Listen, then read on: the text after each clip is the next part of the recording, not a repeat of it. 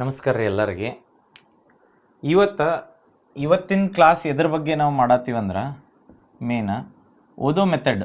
ಈಗ competitive field ಅಂತ ಬಂದಾಗ ಎಲ್ಲರಿಗೆ ಹೆಂಗಿರ್ತೈತೆ ಅಂದ್ರೆ ಓದೋದು ಭಾಳ ಐತಿ ಅಥವಾ ಸಿಲೆಬಸ್ ಕವರ್ ಆಗಿಲ್ಲ ಅದು ಕವರ್ ಆಗಿಲ್ಲ ಅಂತ ಹೇಳ್ತೀವಲ್ರಿ. ಇದು ಹೆಂಗಂದ್ರೆ ನಾವು ಓದಿದ್ದು ಕಂಪ್ಲೀಟ್ ಎಷ್ಟಾಗೈತಿ ಇಲ್ಲ ಅನ್ನೋದು ಅವೇರ್ನೆಸ್, ಅಥವಾ ನಾವು ಓದಿದ್ದು ಹೆಂಗೆ ಅರ್ಥ ಮಾಡಬೇಕು ಮತ್ತು ಹೆಂಗೆ ಜಲ್ದಿ ಎಲ್ಲ ಸಿಲೆಬಸ್ ಕವರ್ ಆಗಿರಬೇಕು. ನಾಳೆ 100 ಕ್ವಶನ್ಸ್ ಇರ್ತಾವಲ್ಲ, 100 ಕ್ವಶನ್ನೇ ನಾವು ಒಂದು 50-60 ಏನು ಟಾರ್ಗೆಟ್ ಮಾಡ್ತಿರ್ತಾರೆ. ಈಗ ಜನರಲ್ ಎಲ್ಲರೂ ಮಾಡ್ತಿರ್ತಾರೆ. ನಾ 60-70 ಹೆಂಗೈತಂದ್ರೆ 60 ನಾರ್ಮಲ್ ಎಲ್ಲರೂ ಮಾಡ್ತಿರ್ತಾರೆ. ಅದ್ರ ಮೇಲಿಂದ ಏನು 20 ಮಾಡ್ತಿರ್ತಾರಲ್ಲ ಅವರ ಮೇನ್ ಸೆಲೆಕ್ಷನ್ ಲಿಸ್ಟ್ ಒಳಗೆ ಬರೋದು. ಹೌದು, ಈಗ ಅದ್ರೊಳಗೆ ಹೆಂಗೆ ಗೆಸ್ ಮಾಡಬೇಕು ಅಥವಾ ಹೆಂಗೆ ನಾವು ಅದನ್ನ ಕ್ವಶನ್ ಅನಲೈಸ್ ಮಾಡಬೇಕು, ಹೆಂಗೆ ಅದರದ್ದು ಬಗ್ಗೆ ಕವರ್ ಆಗಿರ್ಬೇಕು. ನಂಗೆ ಏನೋ ಕ್ವಶನ್ ಬಂದರೂ ಅದ್ರ ಬಗ್ಗೆ ನಂಗೆ ಸ್ವಲ್ಪರ ಅವೇರ್ನೆಸ್ ಇರಬೇಕು. ಅದನ್ನ ಇನ್ ಕೇಸ್ ಅದ್ರೊಳಗೆ 4 ಆಪ್ಷನ್ ಒಳಗೆ ಒಂದು 2 ಆಪ್ಷನ್ ಎಲಿಮಿನೇಟ್ ಮಾಡ್ರೆ ನನಗೆ ಆನ್ಸರ್ ಸಿಗಂಗಿರಬೇಕು. ಅದು ಹೆಂಗೆ ಓದಬೇಕಂತ ಇವತ್ತು ಹೇಳ್ಕೊಡ್ತೀನಿ. ನಾ ಮೊದಲು ಕಾಂಪಿಟೇಟಿವ್ ಫೀಲ್ಡಿಗೆ ಏನು ಈಗ ಬಂದಿರ್ತೀರಲ್ಲ, ಹೊಸದಾಗಿ ಓದಕ್ಕೆ ಬಂದವ್ರು ಒಂದು ಮಾತು ಏನಂದ್ರೆ, ಪ್ರೆಸೆಂಟ್ ಈಗ ಡಿಗ್ರಿ ಮುಗಿಸಿರ್ತೀರಿ ಅಥವಾ PUC ಮುಗಿಸಿ ಬಂದಿರ್ತೀರಿ ತಿಳ್ಕೊರಿ. PUC ಮುಗಿದಿದ್ರೆ ಆಲ್ಮೋಸ್ಟ್ PUC ಮೇಲೆ ಬಂದ್ರೆ ಪೊಲೀಸ್ ಕಾನ್ಸ್ಟೇಬಲ್ ಏನದಾವಲ್ರಿ ಅವು ಜಾಬ್ಗೆ ಅಷ್ಟೇ ಬರಿಬೋದು. ಅವು ಎಲ್ಲ 18 ಏಜಿಗೆ ಬರ್ತೀರಿ ನೀವು. 18 ಏಜ್ ಇದ್ದವರೆಲ್ಲ ಬರ್ಬೋದು PUC ಮೇಲಿನವ್ರ. ಅದಾದ್ರೆ ಡಿಗ್ರಿ ಮುಗಿದಿದ್ರೆ 21 ಅಥವಾ 22 ಏಜಿಗೆ ಮುಗಿತೈತಿ. ಯಾಕೆ 21, 22 ಅಂದ್ರೆ, ಈ 21 ಏಜ್ಗೆ ಅಂದ್ರೆ 18ಕ್ಕೆ ನಿಮ್ದು PUC ಮುಗೀತಂದ್ರೆ BA ಡಿಗ್ರಿ ಮಾಡ್ರೆ 3 ವರ್ಷ ಮಾಡ್ತೀರಿ. ಇಂಜಿನಿಯರಿಂಗ್ ಅದು ಡಿಗ್ರಿ ಮಾಡಿದ್ರೆ 4 ವರ್ಷ ಮಾಡಿರ್ತೀರಿ. ಇದು ಡಿಗ್ರಿ ಮುಗಿಸಿ ಬರ್ತಾರೆ. ಡಿಗ್ರಿ ಮುಗಿಸಿ ಬಂದ್ಮೇಲೆ ನಿಮ್ದು ಇದು ಪ್ರೆಸೆಂಟ್ ಸಿಚುವೇಶನ್ ಒಳಗೆ ಕಾಂಪಿಟೇಟಿವ್ ಫೀಲ್ಡಿಗೆ ಬರೋರಿಗೆಲ್ಲ ಅವೇರ್ನೆಸ್ ಇದ್ದಂಗಿದೆ. ಯಾಕಂದ್ರೆ ನೀವು ನೋಡ್ರಿ, ಕರ್ನಾಟಕದಾಗ ಈಗ ಅತ್ತೀವಿ ನಾವು 2,84,000 ಹುದ್ದೆಗಳು ಖಾಲಿ ಅದಾವ ಅಂತ ಹೇಳಿ. ಬಟ್ 2,84,000 ಹುದ್ದೆಗಳದಾವಲ್ಲ, ಅವ್ನು ಒಂದೇ ಟೈಮ್ಗಂತೂ ರಿಕ್ರೂಟ್ಮೆಂಟ್ ಮಾಡಂಗಿಲ್ಲ. ಮತ್ತು ಇನ್ನೊಂದು ಏನಂದ್ರೆ, ನಮ್ದು ಹೆಂಗೆ ಕಾಂಪಿಟೇಷನ್ ಐತೆ ಇಲ್ಲೇ ಅನಲೈಸ್ ಮಾಡ್ರಿ. ಪ್ರೆಸೆಂಟ್ ನಮ್ಮಲ್ಲಿ 7 ಕೋಟಿ ಜನಸಂಖ್ಯೆ ಐತಿ ಪ್ರೆಸೆಂಟ್ ಕರ್ನಾಟಕದಾಗ. ಈ 7 ಕೋಟಿ ಜನಸಂಖ್ಯೆ ಇದ್ರೂ ಅದಕ್ಕೆ ನಮ್ಮಲ್ಲಿ ಸರ್ಕಾರಿ ನೌಕರರ ಪ್ರೆಸೆಂಟ್ ಕರ್ನಾಟಕದಾಗ ವರ್ಕ್ ಮಾಡೋದು 5.88 ಅಥವಾ 6 crore ಜನ ಅಷ್ಟ, 6 lakh ಜನ ಅಷ್ಟ. 6 lakh crore ಅಲ್ಲ, ಲಕ್ಷ. ಇಷ್ಟ ಜನ ಅಂದ್ರೆ ಯೋಚನೆ ಮಾಡ್ರಿ ಎಷ್ಟು ರೇಷಿಯೋ ಐತೈತೆ ನಮ್ಮಲ್ಲಿ. ಯಾಕಂದ್ರೆ ಸರ್ಕಾರಿ ನೌಕರರು ಇರುವುದು ಅರೌಂಡ್ 6 lakh ಬರ್ತಾರ ಅಥವಾ 6.5 lakh ತನಕ ಗೌರ್ಮೆಂಟ್ ನೌಕರರು ಅದಾರ. ಅಂದ್ರೆ 7 crore ಜನಕ್ಕೆ ಇಷ್ಟ ಅಂದ್ರೆ ಅದಕ್ಕೆ ಗೌರ್ಮೆಂಟ್ ಜಾಬಿಗೆ ಎಷ್ಟು ಪ್ರಿಫರೆನ್ಸ್ ಅಥವಾ ಆದ್ಯತೆ ಐತೆ ಅಂತ ತಿಳ್ಕೊರಿ, ಎಷ್ಟು ಇಂಪಾರ್ಟೆಂಟ್ ಆಗಿರ್ತೈತಿ.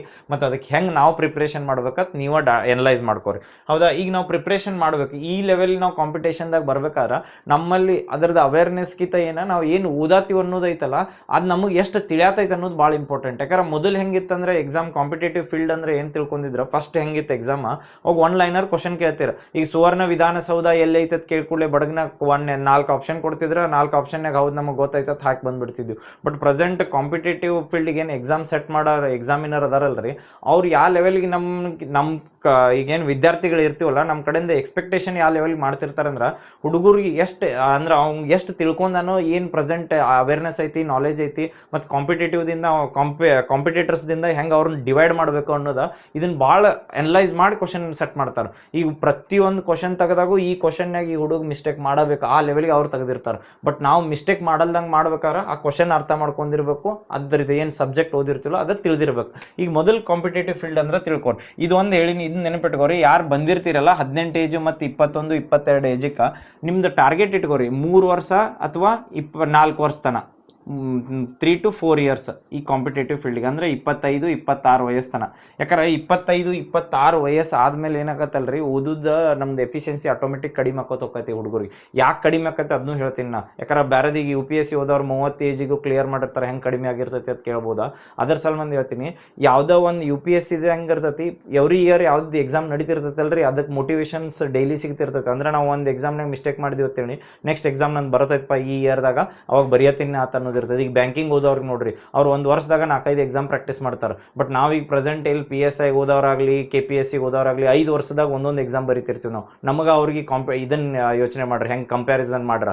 ಅದ್ರ ಸಲ್ಮಂದ ನಾವು ಏನು ಎಕ್ಸಾಮ್ಗೆ ಓದ್ತಿರ್ತೀವಲ್ಲ, ಈಗೇನು ಪ್ರೆಸೆಂಟ್ ಹೊಸ ಹುಡುಗರು ಬಂದಿರ್ತೀರಿ ಅಥವಾ ಓದೋರು ಇರ್ತಿರಲ್ಲ, ಟಾರ್ಗೆಟ್ ಇಟ್ಕೋರಿ 3ರಿಂದ 4 ವರ್ಷ ಓದ್ರಿ. ಯಾಕೆ 3ರಿಂದ 4 ವರ್ಷ ಅಂದ್ರೆ, ನೀವು ಸ್ಟಾರ್ಟಿಂಗ್ ಬಂದಾಗ, ಈಗ ಸ್ಟಾರ್ಟಿಂಗ್ ಬಂದ ಕೂಡಲೇ ನಿಮಗೆ ಯಾರೋ ವಿಜಯನಗರ ಸಾಮ್ರಾಜ್ಯ ಅಥವಾ ಭಾರತೀಯ ಸಂವಿಧಾನ ಅಂತ ಹೇಳ್ಕೊಡ್ಲೆ ಖುಷಿ ಇರ್ತೈತೆ. ಹೌದು, ಏನೋ ಹೊಸದು ಕಲಿಯತ್ನ ಅಂತ ಹೇಳಿ. ಅದನ್ನ ನಿಮ್ಗೆ 3 ವರ್ಷ ಓದಿ ಹೊಳಮಳ ಓದಿರ್ತಿರಲ್ಲ, ಓದಿದ್ಮೇಲೆ ಆಮೇಲೆ ಓದಂದಾಗ ಅವಾಗ ವಿಜಯನಗರ ಸಾಮ್ರಾಜ್ಯ ಗೊತ್ತೈತ್ ಬಿಡು ಆಮೇಲೆ ಓದೋನು ಎಕ್ಸಾಮ್ ಬಂದಾಗ ಅನ್ನೋ ಲೆವೆಲ್ಗೆ ಬಂದ್ಬಿಡ್ತೈತೆ ಹುಡುಗರ್ದು.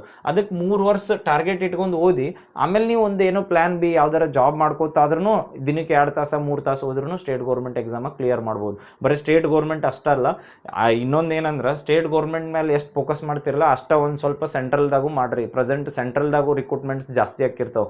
ಯಾಕೆ ಇವು ಸೆಂಟ್ರಲ್ದಾಗೂ ಫೋಕಸ್ ಮಾಡೋದ್ರಿಂದ ಅಂದ್ರೆ ಸೆಂಟ್ರಲ್ ಎಕ್ಸಾಮ್ಸ್ ಹೆಂಗಿರ್ತಾವ್ರಿ, ಕಂಪ್ಯೂಟರ್ ಬೇಸ್ಡ್ ಎಕ್ಸಾಮ್ಸ್ ಆಮೇಲೆ ಏನಂದ್ರೆ ಎವ್ರಿ ಇಯರ್ ರಿಕ್ರೂಟ್ಮೆಂಟ್ ಆಗಿರ್ತಾವೆ. ನೀವು RRB ಎಕ್ಸಾಮ್ ಬರಿಬೋದು. ಈಗ ನಮ್ಮಲ್ಲಿ ಇಲ್ಲಿ PC ಟಾರ್ಗೆಟ್ ಆಗಿ ಬಂದಿರ್ತಿರಲ್ಲ, ಅವ್ರು RPFದಾಗ PC ಆಗಿ ಹೋಗ್ಬೋದಲ್ಲ, ರೈಲ್ವೆ ಸ್ಟೇಷನ್ ಒಳಗೆ. ಈಗ ರೈಲ್ವೆ ಇದ್ರೊಳಗೆ ಡಿಪಾರ್ಟ್ಮೆಂಟ್ ಒಳಗೆ ಕರೀತಾರೆ RPF ಅಂತ, ರೈಲ್ವೆ ಪ್ರೊಟೆಕ್ಷನ್ ಫೋರ್ಸ್ ಅಂತ. ಅದ್ರೊಳಗೆ PC ಆಗ್ಬೋದು, PSI ಆಗ್ಬೋದು, ಅದ್ರ ಜಲ್ದಿ ರಿಕ್ರೂಟ್ಮೆಂಟ್ ಹಾಕಿರ್ತಾವ. ಆಮೇಲೆ ಎವ್ರಿ ಇಯರ್ ಹಾಕಿರ್ತಾವ. ಯಾಕಂದ್ರೆ ನಮ್ಮಲ್ಲಿ ಹೆಂಗೈತಂದ್ರೆ ಬರೀ ನಾರ್ತ್ ಸೌತ್ ಡಿವೈಡ್ ಆದಂಗೆ ಆಗ್ಬಿಟ್ಟೈತಿ. ನಾರ್ತ್ದವ್ರು ಜಾಸ್ತಿ SSC ಆಗಲಿ ಅಥವಾ ಏನು ಆರ್ಮಿ ಆಗಲಿ ಬೇರೆ ಯಾವ ಬರಲಿ ಸೆಂಟ್ರಲ್ ಗೌರ್ಮೆಂಟ್ RRB ಆಗಲಿ ಎಲ್ಲ ಎಕ್ಸಾಮ್ಗೆ ಏನಂದ್ರೆ ನಾರ್ತ್ದವ್ರು ಸೆಲೆಕ್ಷನ್ ಹಾಕಿರ್ತಾರೆ, ಸೌತ್ದವ್ರು ಕಡಿಮೆ ಫೋಕಸ್ ಮಾಡ್ತಿರ್ತಾರೆ. ಬಟ್ ನಾವು ಸೌತ್ದವ್ರು ಫೋಕಸ್ ಮಾಡ್ಬೋದು. ಯಾಕಂದ್ರೆ ಈಗ ರೀಸೆಂಟಾಗಿ ರೈಲ್ವೆ ಎಕ್ಸಾಮ್ ಒಳಗೂ ಏನು ಮಾಡ್ಯಾರಂದ್ರೆ ಕನ್ನಡ ಸಬ್ಜೆಕ್ಟ್ ಒಳಗೆ ಅಥವಾ ಕನ್ನಡದೊಳಗೆ ಎಕ್ಸಾಮ್ ಬರಿಬೋದತ್ತ ಅಲೋ ಮಾಡ್ಯಾರ.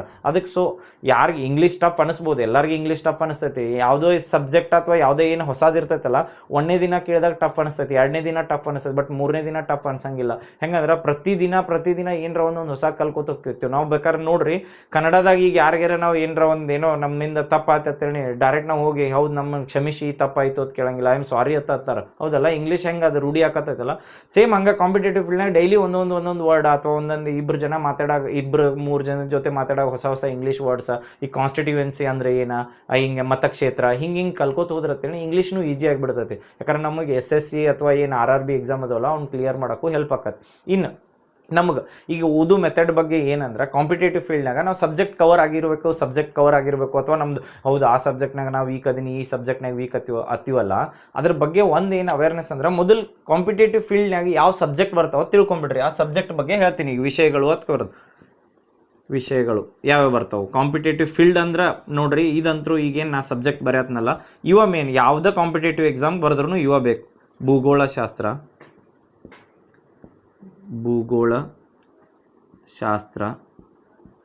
ಓಕೆ. 2ನೇದು ಇತಿಹಾಸ, 3 ಭಾರತ ಸಂವಿಧಾನ,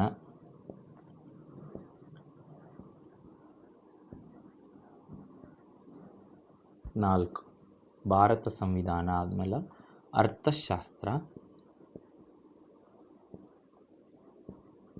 ಅರ್ಥಶಾಸ್ತ್ರ, 5 ವಿಜ್ಞಾನ,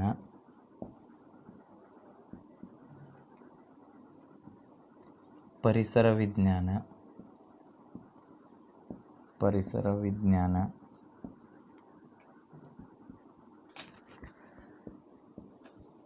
ಕರೆಂಟ್ ಅಫೇರ್ಸ್ ಪ್ಲಸ್ GK, 8 ಮಾನಸಿಕ ಸಾಮರ್ಥ್ಯ.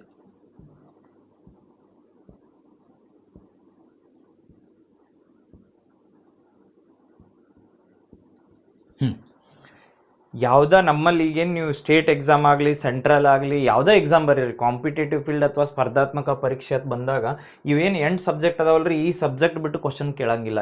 ಸಬ್ಜೆಕ್ಟ್ ಒಳಗೆ ಇರ್ತಾವೆ. ಹೌದು, ಈ UPSC ಹೋದಾಗ ಏನು ಮಾಡ್ತಾರೆ, ಈಗ ಯಾವ್ದು ನಾವು ಭಾರತೀಯ ಸಂವಿಧಾನ ಅಂತ ಬರ್ತೈತಲ್ಲ ಅದ್ರ ಅಪ್ಡೇಟೆಡ್ ಪಬ್ಲಿಕ್ ಅಡ್ಮಿನಿಸ್ಟ್ರೇಟಿವ್ ಅಂತ ಬರ್ತೈತಿ. ಅಲ್ಲೇನು ಆಪ್ಷನಲ್ ಸಬ್ಜೆಕ್ಟ್ಸ್ ಅಂತ ಬರ್ತಾವೆ, ಅವಾಗ ಚೂಸ್ ಮಾಡ್ಕೊಂಡು ಬರಿಬೋದು. ಬಟ್ ಇವೇನದಾವಲ್ರಿ ಬೇಸಿಕ್ ಸಬ್ಜೆಕ್ಟ್ ಅನ್ನೋಕ್ಕಿಂತ ಎಲ್ಲಕ್ಕೂ ಇಂಪಾರ್ಟೆಂಟ್ ಸಬ್ಜೆಕ್ಟ್. ನೀವು SDA ಬರೀರಿ, FDA ಬರೀರಿ, PDO ಬರೀರಿ, ಇವಂತರೂ ಎಲ್ಲ ಸಬ್ಜೆಕ್ಟ್ ಬಗ್ಗೆ ಅವೇರ್ನೆಸ್ ಇರಬೇಕು. ಎಲ್ಲ ಸಬ್ಜೆಕ್ಟ್ ಮೇಲೆ ಕ್ವಶನ್ಸ್ ಬರ್ತಿರ್ತಾವೆ. ಓಕೆ, ಈಗ ಸಬ್ಜೆಕ್ಟ್ ಅಂದಾಗ ಈಗ ಭೂಗೋಳಶಾಸ್ತ್ರ ಬಂದಾಗ ಮತ್ತೆ ಇದ್ರೊಳಗೆ 3 ಭಾಳ ಡೆಪ್ತ್ ಭಾಳ ಅದಾವು ಅಂತ ಕನ್ಫ್ಯೂಸ್ ಆಗ್ಬಿಡ್ರಿ. ಅದನ್ನ ನಿಮ್ಗೆ ಸಿಂಪಲ್ ಮಾಡಿ ಕೊಡ್ತೀನಿ ನಾ. ಕರ್ನಾಟಕ 1ನೇದ ಕರ್ನಾಟಕ ಭೂಗೋಳಶಾಸ್ತ್ರ, ಇಂಡಿಯನ್ ಭೂಗೋಳಶಾಸ್ತ್ರ ಮತ್ತು ವರ್ಲ್ಡ್ ಭೂಗೋಳಶಾಸ್ತ್ರ ಅಂತ ಬರ್ತೈತಿ. ಇಲ್ಲಿ ಸೇಮ್ ಇತಿಹಾಸ ಬಂದಾಗ ಏನ ಪ್ರಾಚೀನ ಮಧ್ಯ ಮತ್ತು ಆಧುನಿಕ ಇಷ್ಟ ರೀ. ಇನ್ನು ಈಗ ಭಾಳ ಸಬ್ಜೆಕ್ಟ್ ಅನ್ಸಾವತ್ತ ಏನು ಇದನ್ನು ಟಫ್ ಅನ್ಕೋಬೇಡ್ರಿ ಅಥವಾ ನಮಗೆ ಇಷ್ಟೆಲ್ಲ ಓದಕ್ಕೆ ಆಕೈತೆ ಅನ್ನತ್ತಲ್ಲ. ಕಂಪಲ್ಸರಿ ನೀವು 5 ವರ್ಷ ಓದ್ರಿ, 10 ವರ್ಷ ಓದ್ರಿ, ಎಷ್ಟು ವರ್ಷ ಓದ್ರಿ, ಸಬ್ಜೆಕ್ಟ್ ಅಂತೂ ನಮಗೆ ಏನು ಚೇಂಜ್ ಆಗಂಗಿಲ್ಲ. ಇವ್ರ ಬಗ್ಗೆನೇ ಅವೇರ್ನೆಸ್ ಇರಬೇಕು. ಕಾಂಪಿಟೇಟಿವ್ ಫೀಲ್ಡ್ ಬಂದಾಗ ಬತ್ತೇಳಿ ನೀವು ಏನೋ ಟೈಮ್ ಟೇಬಲ್ ಹಾಕೊಂಡು ಅಥವಾ ಸಬ್ಜೆಕ್ಟ್ ನೋಡ್ರಿ ಅಥವಾ ಒಂದು ಕ್ವಶನ್ ಪೇಪರ್ ತೆಗೆದು ನೋಡ್ರಿ, ಈ ರಿಲೇಟೆಡ್ ಕ್ವಶನ್ ಇರ್ತಾವೆ, ಸಬ್ಜೆಕ್ಟ್ ಮೇಲೆ ಇರ್ತಾವೆ. ಈಗ ಸಬ್ಜೆಕ್ಟ್ ಓದೋದು ಹೆಂಗಂತ ಹೇಳ್ತೀನಿ. ಈಗ ಭೂಗೋಳಶಾಸ್ತ್ರ ಬಂದೈತಿ. ಈಗ ಅದ್ರ ಮೊದಲ ಎಲ್ಲರಿಗೂ ಯಾವ ಬುಕ್ ಓದಬೇಕು ಅಂತ ಟೆನ್ಷನ್ ಆಗಕ್ಕೆ ಹೋಗ್ಬೇಡ್ರಿ. ಬುಕ್ ಮೊದಲು ಓದಬೇಕಾಗಿದ್ದು ಎಲ್ಲಿಂದ ಅಂದ್ರೆ 6 ರಿಂದ 12 ಇವು ಸ್ಟೇಟ್ಸ್. ನಮ್ದು ಕನ್ನಡದಾಗ ಹೋದಾಗ ಸ್ಟೇಟ್ ಬುಕ್ಸ್ ಇರ್ತಾವೆ, 6 ರಿಂದ 12ನೇ ಸ್ಟೇಟ್ ಬುಕ್ ಏನಿರ್ತಾವಲ್ರಿ ಅವ್ನು ತೊಗೋರಿ. ಅವು ತೊಗೊಂಡ್ರು ಇವ ಸಬ್ಜೆಕ್ಟ ಓದ್ಬೇಕು. ಅದ್ರ ಕರೆಂಟ್ ಅಫೇರ್ಸ, ಮಾನಸಿಕ ಸಾಮರ್ಥ್ಯ ಇವು ಏನು ಬರಂಗಿಲ್ಲ. ಓನ್ಲಿ ಬಂದ್ರೆ ನಿಮಗೆ ಯಾವ್ದಾ ವಿಜ್ಞಾನ ಓದಬೇಕು, ಭೂಗೋಳಶಾಸ್ತ್ರ, ಇತಿಹಾಸ, ಸಂವಿಧಾನ, ಅರ್ಥಶಾಸ್ತ್ರ ಇವಷ್ಟ 6 ರಿಂದ 12ನೇ ಬುಕ್ ಓದೋದು. ಈಗ ನೀವು ಸ್ಟಾರ್ಟಿಂಗ್ ಓದಾಗ 6 ರಿಂದ 12ನೇ ಬುಕ್ ಓದಾತನಪ್ಪ ನನಗೇನು ತಿಳಿಯಂಗಿಲ್ಲ ಅಂತ ಅನಿಸ್ತೈತಿ, ಹೌದಾ?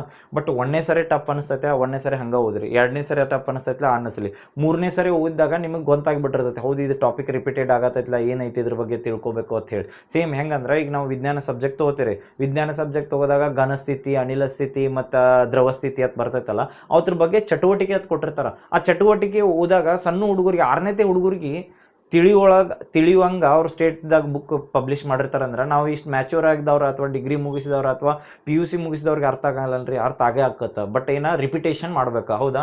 ಇದು 6 ರಿಂದ 12ನೇ ಬುಕ್ ಓದಿರಾ, ಇದು ಬುಕ್ ಓದಿದ್ಮೇಲೆ ಇವಕ್ಕೆಲ್ಲ ಏನು ನೀವು ಆಥರ್ ಸಬ್ಜೆಕ್ಟ್ ಏನು ಪ್ರೆಸೆಂಟ್ ಓದತ್ತಿರ್ತಿರಲ್ಲ ಅವನ್ನ ರಿವಿಷನ್ ಮಾಡಿರಿ, ಹೊಸ ಓದಬೇಕತ್ತಿಲ್ಲ. ಯಾಕೆ ಇವು ಆಥರ್ ಬುಕ್ ಬೇರೆಯವ್ರು ರೆಫರ್ ಮಾಡಬಾರ್ದು ಅಥವಾ ಪ್ರೆಸೆಂಟ್ ಓದಿದ್ದ ರಿಪಿಟೇಷನ್ ಮಾಡ್ಬೇಕಂತ ಹೇಳ್ತೇನೆ. ಈಗ ನೀವು ಭೂಗೋಳಶಾಸ್ತ್ರ ಬುಕ್ ಅಂತ ಓದ್ತಿರ್ತೀರಿ, ಕರೆಕ್ಟಾ? ಎಕ್ಸಾಂಪಲ್ ಇದು ಯಾವ್ದು ಜಿಯೋಗ್ರಫಿ ಬುಕ್ ಅಂತ ಓದ್ತಿರ್ತೀರಿ. ಈ ಜಿಯೋಗ್ರಫಿ ಬುಕ್ ಓದಾಗ ನಾವು ಈಗ ಮಗ್ಲಿದ್ದವ್ರು ಒಂದು ಬೇರೆ ಬುಕ್ ಓದ್ತಿರ್ತಾರೆ, ಅದ್ರೊಳಗೆ ಹೆಚ್ಚು ಇನ್ಫಾರ್ಮೇಷನ್ ಐತತ್ತ, ಅದ್ರ ಒಟ್ಟ ಕಾನ್ಸಂಟ್ರೇಷನ್ ಮಾಡಕ್ಕೆ ಹೋಗ್ಬೇಡ್ರಿ. ಯಾಕಂದ್ರೆ ಮಗ್ಲು ಮತ್ತೊಬ್ಬರು ಬೇರೆದು ಓದ್ತಾರೋ, ನಾವೊಂದು ಬೇರೆ ಓದತ್ ನಂದು ಆಕೈತೋ ಇಲ್ಲೋ ಅವ್ರದ್ದು ಆಕೈತೋ, ಇದೇನು ಕನ್ಫ್ಯೂಸ್ ಆಗಬೇಕಾಗಿಲ್ಲ. ಏನಂದ್ರೆ ಜಿಯೋಗ್ರಫಿ ಓದ್ರಿ. ಜಿಯೋಗ್ರಫಿ ಹೋದಾಗ ಕರ್ನಾಟಕ ಜಿಯೋಗ್ರಫಿ ಅಂತ ಬತ್ತು. ಕರ್ನಾಟಕ ಜಿಯೋಗ್ರಫಿ ಅಂತ ಬಂದಾಗ ಕರ್ನಾಟಕದ ನದಿಗಳು ಅಂತ ಓದ್ತಿರ್ತೀರಿ. ಯಾವ್ದಾ? ಈಗ ನಾವು ಕರ್ನಾಟಕದ ನದಿಗಳು, ಹೌದಾ? ಈಗ ನಿಮಗೆ ಯಾವ್ದು ಬೇಕಾದ ಆಥರ್ ಬುಕ್ ಓದ್ರಿ, ಏನೋ ಓದ್ರಿ, ನೀವು ಏನು ಓದ್ತಿರ್ತಿರಲ್ಲ ಅದ್ರ ಮೇಲೆ ಫೋಕಸ್ ಮಾಡ್ರಿ, ಹೊಸ ಬುಕ್ ಓದತ್ತ ಹೇಳಂಗಿಲ್ಲ. ಬಟ್ ನದಿಗಳು ಅಂತ ಹೋದಾಗ ಈ ನದಿಗಳು ಏನು ಕರ್ನಾಟಕದ್ದು ಓದ್ತಿರ್ತಿರಲ್ರಿ, ಕರ್ನಾಟಕದ ನದಿಗಳು ಓದಾಗ ನಿಮಗೆ ನಾಳೆ ಕರ್ನಾಟಕ ನದಿ ಮೇಲೆ ಎಲ್ಲೇ ಕ್ವಶನ್ ಬರಲಿ, ಅದು ಯಾವ್ದು ಎಕ್ಸಾಮ್ನಾಗ ಬಂದರೂ ಈ ನದಿಗಳ ಮೇಲಿಂದ ಒಂದು ಕಿಶಾಗ ಒಂದು ನಮ್ಮ ಮಾರ್ಕ್ಸ್ ಇದ್ದಂಗೆ. ಹೆಂಗಂದ್ರೆ 1.5 ಆಗಲಿ 2 ಮಾರ್ಕ್ಸ್ ಎಷ್ಟೇ ಬಂದ್ರೂ ಕರ್ನಾಟಕದ ನದಿಗಳು ಬಂದಾಗ ಅದ್ರೊಳಗೆ ನಮ್ಮ ಕಡೆ ಮಾರ್ಕ್ಸ್ ಇದ್ದಂಗೆ. ಹಂಗೆ ಓದಿರ್ಬೇಕು. ಹೆಂಗೆ ಓದೋದಂದ್ರೆ ಈಗ ನೋಡ್ರಿ, ನದಿಗಳು ಹೊತ್ತು ಬರುತ್ತೆ, ಕರ್ನಾಟಕದ ನದಿ ಎತ್ತು ಓದ್ತಿರ್ತೀವಿ. ನದಿ ಎತ್ತು ಹೋದಾಗ ಪಶ್ಚಿಮದ ನದಿಗಳು, ಪೂರ್ವದ ನದಿಗಳು ಡಿವೈಡ್ ಆಕಾವು, ಕರೆಕ್ಟಾ? ಆ ನದಿಗಳು ಬಂದಾಗ ಅದ್ರ ರಿಲೇಟೆಡ್ ಏನು ಬರ್ಬೋದು, ಜಲವಿದ್ಯುತ್ ಯೋಜನೆಗಳು ಹೊತ್ತು ಬರ್ಬೋದು, ಅಥವಾ ಅದಕ್ಕೆ ಕಟ್ಟಿದ್ದ ಅಣೆಕಟ್ಟುಗಳು ಹೊತ್ತು ಬರ್ಬೋದು. ಇವನ್ನೆಲ್ಲ ಓದಿದ್ರಿ. ಯಾವುದೇ ಈಗ ನದಿ ಟಾಪಿಕ್ ಓದಾತಿಲ್ಲ, ಇವತ್ತು ನಾ ನದಿ ಓದಿನಿ, ಹೌದಾ? ಈಗ ನಾ ಇವತ್ತ ನದಿಗಳ ಟಾಪಿಕ್ ಓದಾತ್ನ ಕರ್ನಾಟಕದ ನದಿಗಳು ಹೊತ್ತು ಓದಿನಿ, ಹೌದು. ನದಿಗಳದು ಓದಿದ್ಮೇಲೆ ಕ್ವಶನ್ ಪೇಪರ್ ಬಿಡಿಸ್ತಿರ್ತೀರಿ. ಆ ಕ್ವಶನ್ ಪೇಪರ್ ಬಿಡಿಸಾಗ ಕರ್ನಾಟಕದ ಯಾವ್ದಾರ ಒಂದು ನದಿ ಮಿಸ್ ಮಾಡಿರತ್ತೆ ಅಂದ್ರೆ ತಿಳ್ಕೊರಿ, ನೀವು ನದಿಗಳ ಬಗ್ಗೆ ಕರೆಕ್ಟಾಗಿ ತಿಳ್ಕೊಂಡಿಲ್ಲ ಅಂದಂಗ. ಗೊತ್ತಾಯ್ತಾ? ಹೆಂಗಂದ್ರೆ ಒಂದು ಯಾವುದೇ ಟಾಪಿಕ್ ಇಡ್ರಿ, ಇವು ಸಿಲೆಬಸ್ ನಾವು ಎಲ್ಲ ಬಡ ಮೊದಲು ಮತ್ತು ಭಾಳ ಜನಕ್ಕೆ ಏನಿರ್ತೈತೆ ಅಂದ್ರೆ ಇಷ್ಟು 8 ಸಬ್ಜೆಕ್ಟ್ ಅದಾವೆ, ಬಡ ಎಲ್ಲ ಓದ್ಬಿಡುನು, ಆಮೇಲೆ ಓದ್ತನು, ಆಮೇಲೆ ಕ್ವಶನ್ ಪೇಪರ್ ಬಿಡಿಸ್ನು, ಅದನ್ನ ತಲೆ ಅಂತ ತೆಗೆದು ಬಿಡ್ರಿ. ಒಂದೇದು ಏನಂದ್ರೆ ಮೊದಲು ಈಗ ಭೂಗೋಳಶಾಸ್ತ್ರ ಹಿಡಿದಿರಾ, ಈಗ ಭೂಗೋಳಶಾಸ್ತ್ರ ಕರ್ನಾಟಕ ಭೂಗೋಳಶಾಸ್ತ್ರ ಅಥವಾ ಕರ್ನಾಟಕದ ಜಿಯೋಗ್ರಫಿ ಓದಾತ್ರಿ. ಕರ್ನಾಟಕ ಜಿಯೋಗ್ರಫಿ ಓದಾಗ ಕರ್ನಾಟಕದ ಹವಾಮಾನ ಅಂತ ಓದಿದ್ರೆ ಕರ್ನಾಟಕದ ಹವಾಮಾನ ಬಗ್ಗೆ ಎಷ್ಟು ಕ್ವಶನ್ ಬಂದರೂ ನಿಮಗೆ ತಪ್ಪಾಗಬಾರ್ದು. ಹಿಂಗೆ ಟಾಪಿಕ್ ಯಾವುದಾಗಲಿ ಸಬ್ಜೆಕ್ಟ್, ಈಗ ಯಾವುದೋ ವಿಜ್ಞಾನ ಸಬ್ಜೆಕ್ಟ್ ಅಂತ ಓದ್ತಿರ್ತೀರಿ. ಈ ವಿಜ್ಞಾನ ಸಬ್ಜೆಕ್ಟ್ ಓದಾಗ ಜೀವಸತ್ವಗಳು ಓದ್ ವಿಟಾಮಿನ್ಸ್ ಅಂತ. ಆ ವಿಟಾಮಿನ್ಸ್ಗಳ ಬಗ್ಗೆ, ಈಗ ವಿಟಾಮಿನ್ ಎ ಹೆಸರು ಏನ, ವಿಟಾಮಿನ್ ಎ ಎದಕ್ಕೆ ಯೂಸ್ ಮಾಡ್ತಾರೋ, ಇದು ಏನು ಕೇಳಿದ್ರು ಅದ್ರ ಬಗ್ಗೆ ತಪ್ಪಾಗಬಾರ್ದು. ಹಿಂಗೆ ಯಾವುದೋ ಒಂದು ಟಾಪಿಕ್ ಓದ್ರಿ. ಇವತ್ತು ನೀವು ಸಬ್ಜೆಕ್ಟ್ ಯಾವ್ದು ಓದ್ತಿರ್ತಿರಲ್ಲ, ಇತಿಹಾಸದ, ಈಗ ವಿಜಯನಗರ ಸಾಮ್ರಾಜ್ಯ ಓದಾಗ ಸ್ಟಾರ್ಟ್ ಮಾಡಿರ ತಿಳ್ಕೊರಿ. ವಿಜಯನಗರ ಸಾಮ್ರಾಜ್ಯ ಓದ್ಬೇಕಾದ್ರೆ ವಿಜಯನಗರ ಸಾಮ್ರಾಜ್ಯದ ಏನು ಕೃಷ್ಣದೇವರಾಯ ಬರಲಿ ಅಥವಾ ಒಡೆಯರ್ ಯಾರ್ದಾರೋ ಅಥವಾ ಯಾವ ಮನೆತನಗಳು ಬರ್ತಾವೆ, ಯಾವುದೋ ಮನೆತನ ಮೇಲೆ ಎಷ್ಟೋ ಕ್ವಶನ್ ಕೇಳಿದ್ರು ವಿಜಯನಗರ ಸಾಮ್ರಾಜ್ಯದ ಕರೆಕ್ಟ್ ಆಗಿರ್ಬೇಕ್ರಿ. ಹಿಂಗೆ ಓದ್ಕೋತ ಹೋದ್ರೆ ಟಾಪಿಕ್ ಕ್ಲಿಯರ್ ಆಕಾವು. ನಾವು ಎಲ್ಲ ಸಿಲೆಬಸ್ ಮಾಡಿದ್ಮೇಲೆ ಅಥವಾ ಕ್ವಶನ್ ಪೇಪರ್ ಬಿಡಿಸ್ನ ತಂದು ಹಂಗೆ ಮಾಡಬೇಡ್ರಿ. ಯಾಕಂದ್ರೆ ಸಬ್ಜೆಕ್ಟ್ ಏನು ಓದ್ತಿರ್ತಿರಲ್ಲ, ಇವತ್ತು ಯಾವ ಸಬ್ಜೆಕ್ಟ್ ಇತಿಹಾಸ ಓದ್ತಿರ ಅಥವಾ ಭಾರತ ಸಂವಿಧಾನ ಅಂತ ಓದಿರಿ. ಭಾರತ ಸಂವಿಧಾನದಾಗ ನಾವೇನು ಓದಿವಿ, ಇವತ್ತು ಮೂಲಭೂತ ಹಕ್ಕುಗಳ ಬಗ್ಗೆ ಓದ್ತಿರ್ತೀವಿ.